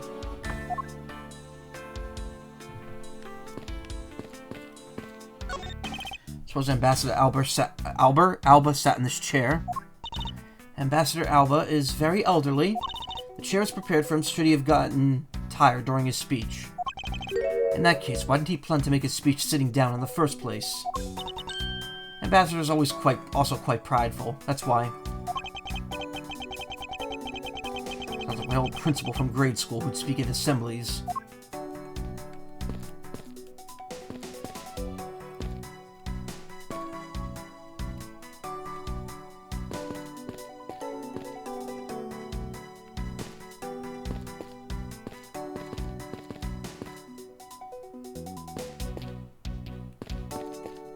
Okay.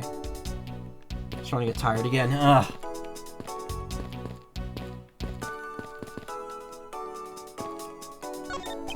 The statue bears a resemblance to the Primedew statue. The plaque says King Primedew at the battlefield. In order to save the queen, King Primedew put his life on the line and went to war. So Primedew was actually a person of royal blood. Thought he was simply someone imitating a character from an ancient legend. Well, that's what surprises me, is that a real person who looked like the Steel Samurai existed. I suppose there's that, too.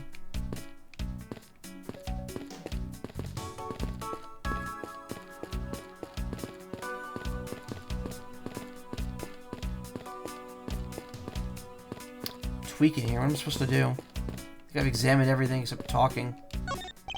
How's the investigation proceeding on your end? Lang Z says, that's top secret. If you're going to attempt to imitate your superior, at least do it well. Not suppose he believes in the accidental leakage of information. Some beautiful roses here. They appear to be well maintained. You're being too nice, Miles Edgeworth. The arrangement is devoid of any fashion sense. Roses are only truly shine when they're grouped by color. One color per location. Lose their beauty when they're all mixed together like this. Can't tell if she's being sarcastic or not. On second thought, there's a rather serious look on her face. Better leave her be. You should really dig the proper balance of these roses. All the people comment on proper balance of things.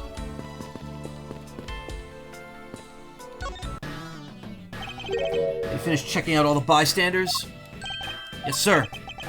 And we found 14 counts of pickpocketing, 16 counts of illegal parking, and 1 person ran a light, sir. Don't tell me you didn't find out anything related to the case. Sir, not a single thing, sir.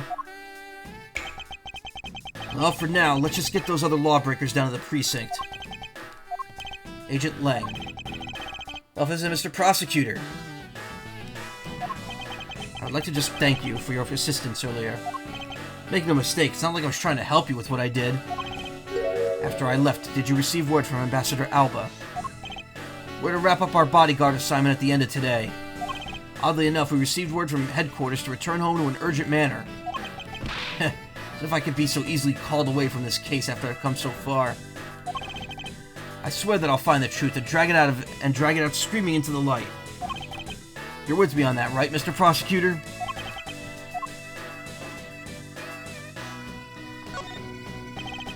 You were working as Ambassador Alba's bodyguard at the time. So naturally, you witnessed when the Yatagarasu appeared, correct? Yeah, I saw the thief, alright. With my own 2 eyes.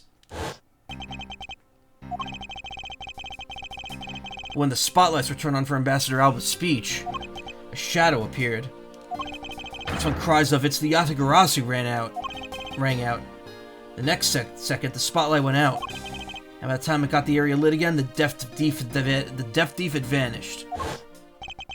Investigated afterwards, we found that the reason the lights went out was because someone had unplugged the extension plug for all the outdoor electronics. Whether it was someone doing it on purpose, or simply a guest who had tripped over it, we don't know. One thing's for certain, Yatagarasu was here. So you're saying that basically all you saw was the thief's silhouette? Yes. Objection! All you saw was a shadow, and it's entirely possible that shadow belonged to someone else. Huh, good thinking, sis. You might just be right. Don't worry for the fact that there's no one else with the same shape. Not among the staff or the audience members. My men have already done a thorough check of everyone, so I know I'm right.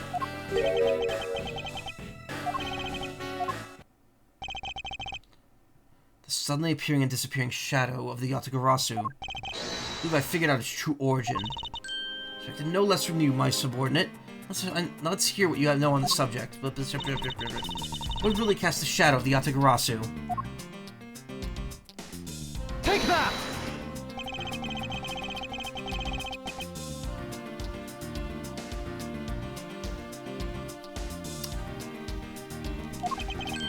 Is it not possible that it was created by this statue? Objection! Are you playing me for a fool, Miles Edgeworth? The statue bears absolutely no resemblance to the shadow of the Yatagarasu.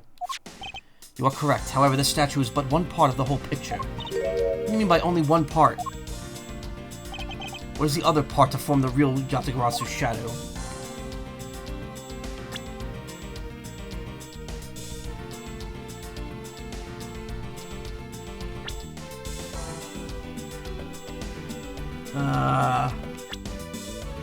Oh.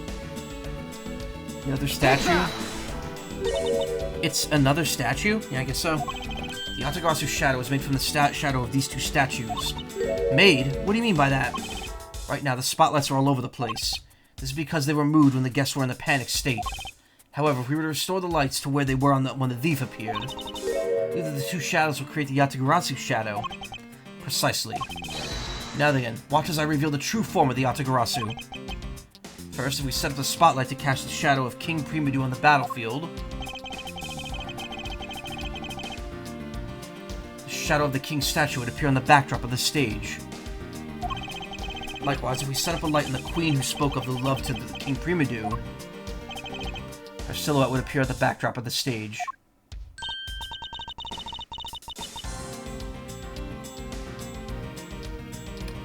So if we were to combine the 2 shadows, looks nothing like the Yatagarasu shadow. Miles Edgeworth, could you care to explain this grotesque shape?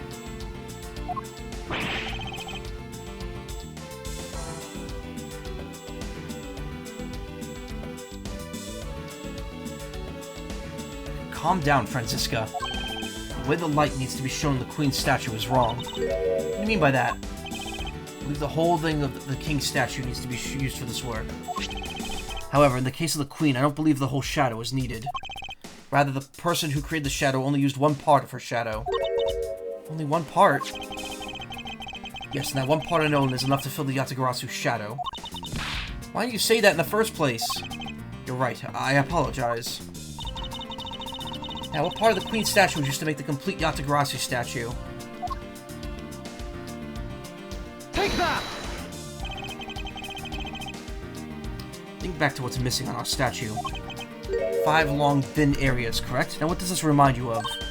Ah, that's right. It can only be the shadow of the Queen's left hand. Francisca, can we please adjust the spotlight's position so it only shines on the Queen's left hand? Alright, let's give it a try and see what I get.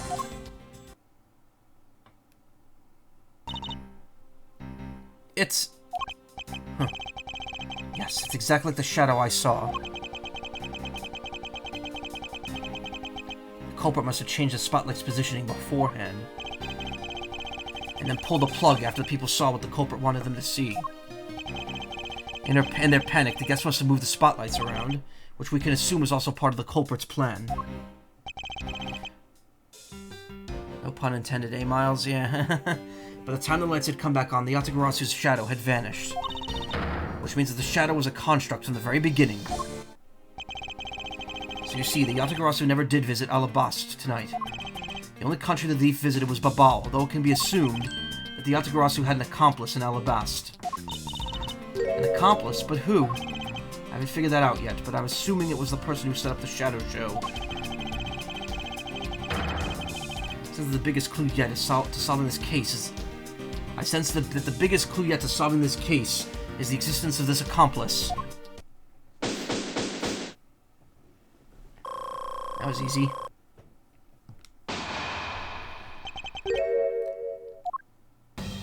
How's the investigation going? Detective Bad, have you come to join us in the investigation of the Yatagarasu? I've left the murder in Agent Lang's charge. And my only target from the very beginning is the Yatagarasu, so yes.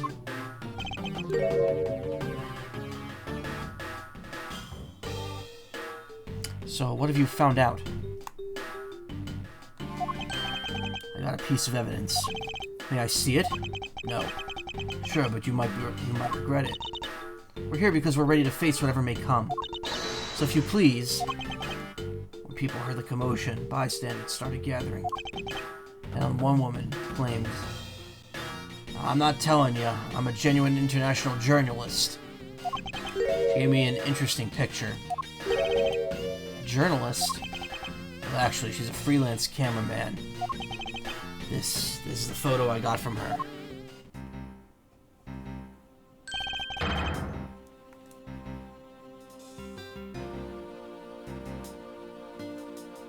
I think the toilet's running in the other room.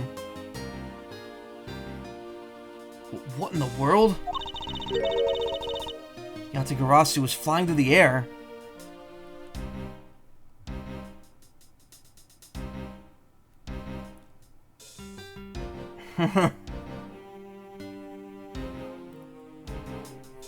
I see a quote in Rules card there. When Deltarune first came out, I did a stream of that, and people apparently really liked the Rules card voice, which is just my posh, like, high life voice. I haven't done that in a while. I mean, I guess I kind of do it for Edgeworth. The Yatagarasu's flying through the air. Time cut, the times, they are a-changin'. It's not just man, but evidence, and they lie to us now. What was this photo taken? Apparently right after the fires on the 4th and 5th floors were put out. It was taken from a nearby building you could see the embassy from. I see, so this was taken after the fire.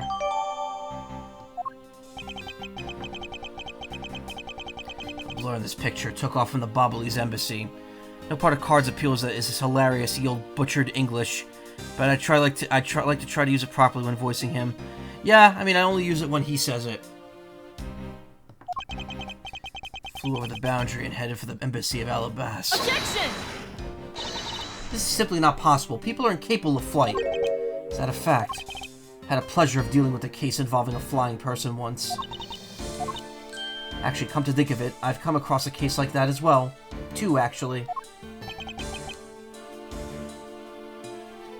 happens more often than we think. Up to the task of solving the mystery behind this photograph.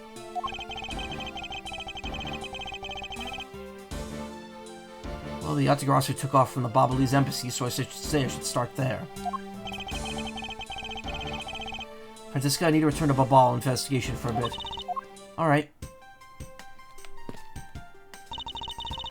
I'll continue investigating on this side of the building. Alright, I'm counting on you.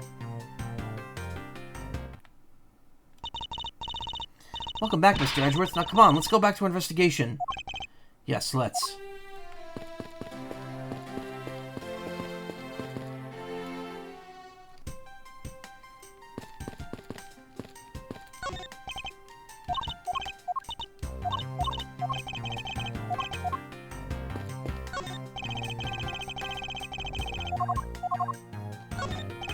If tools are laid out here, assume they're for renovation work.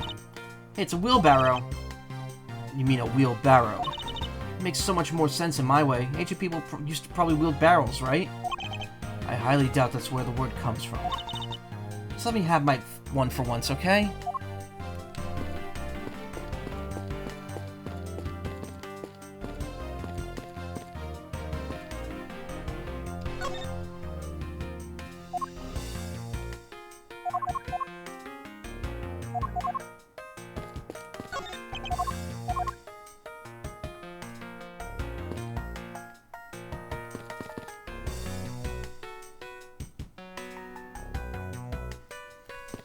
What exactly am I doing here?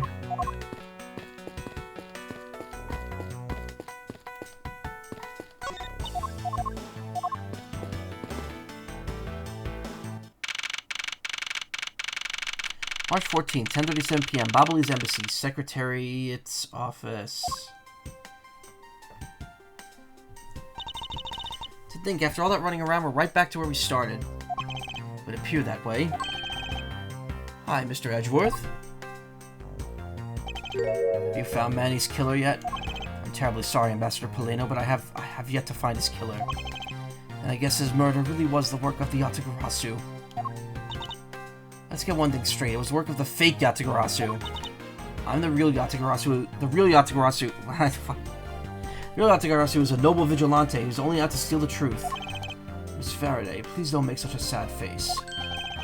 If there's anything I could do for you, all you have to do is come ask. Alright? Mr. Polino. Actually, there's one other thing you could do. Will you allow us to take another look around? We didn't have enough time to conduct a thorough investigation earlier.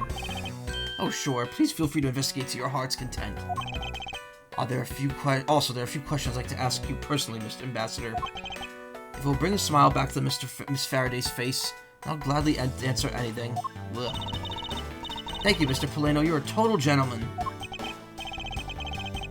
You don't have to waste such nice words on me, little miss.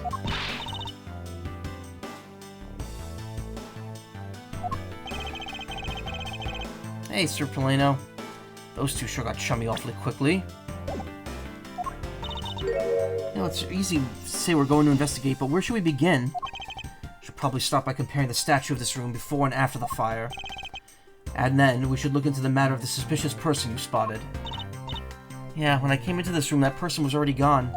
But I'm willing to bet that the person I saw was chasing Mr. Cochin's killer. The person I was chasing is Mr. Cochin's killer. Excuse me. We don't know that for yet. However, it's hard to believe that the person is unrelated. Furthermore, because the key the Yatagarasu stole 7 years ago was found here, it signals that perhaps Miss Yu is also somehow involved. Sorry, I'm actually starting to fall asleep now, and we're gonna stop in less than a few minutes here. I knew it. That woman is almost definitely Mr. Cochin's killer. Yet again, we don't know that. There are too many mysteries to be solved here. Speaking of the Yatagarasu and mysteries, recall a most mysterious photo from Detective Bad. Received. Uncle Bad? He's taking part in this investigation too?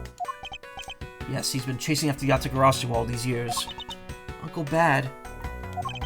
Now then, I was told that this photo was taken just after the fire.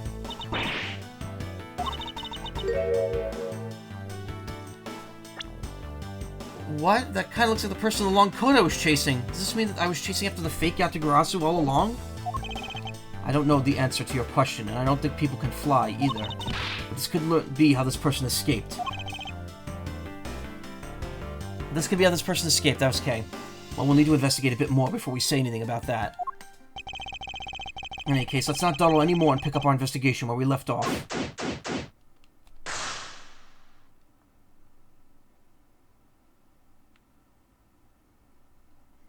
Bobbly's emissary, Secretariat's office.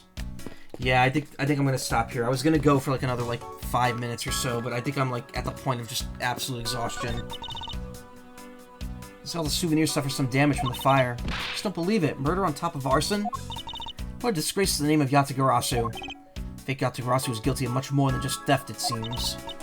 I know, because if it were me, my first priority would have been to loot this bookshelf.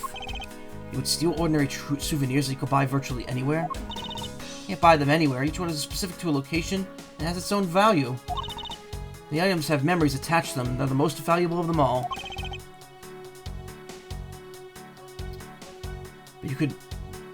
But could you really rob someone of their valuable memories, just like that? No! Because even if I take the souvenir, I can't take the owner's memories.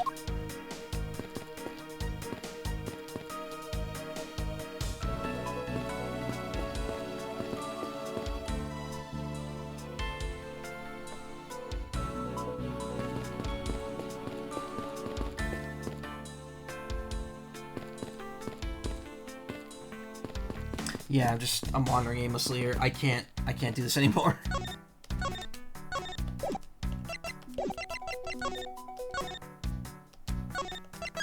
Whew, boy. Well, I made some progress. Not as much as I'd like, but decent. Oh, boy. I need to sleep. Thank you so much for coming tonight, everyone. I appreciate it. Everyone, always, forever. Thank you. If you want to watch more streams, stick around. I'm going to raid someone. I'll be back tomorrow with Zelda, and we'll do more Ace Attorney on Thursday, and then I won't be here again until the following week again. But then after that, I should be here more often, because I'll probably be here most weekends. So, who's streaming right now?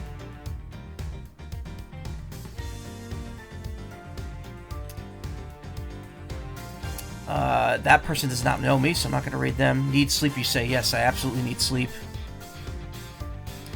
Ardwolf Essex is playing Deadlock to quite a few people. I'm going to go ahead and give them a raid. Stick around. Say hi to them. Be cool.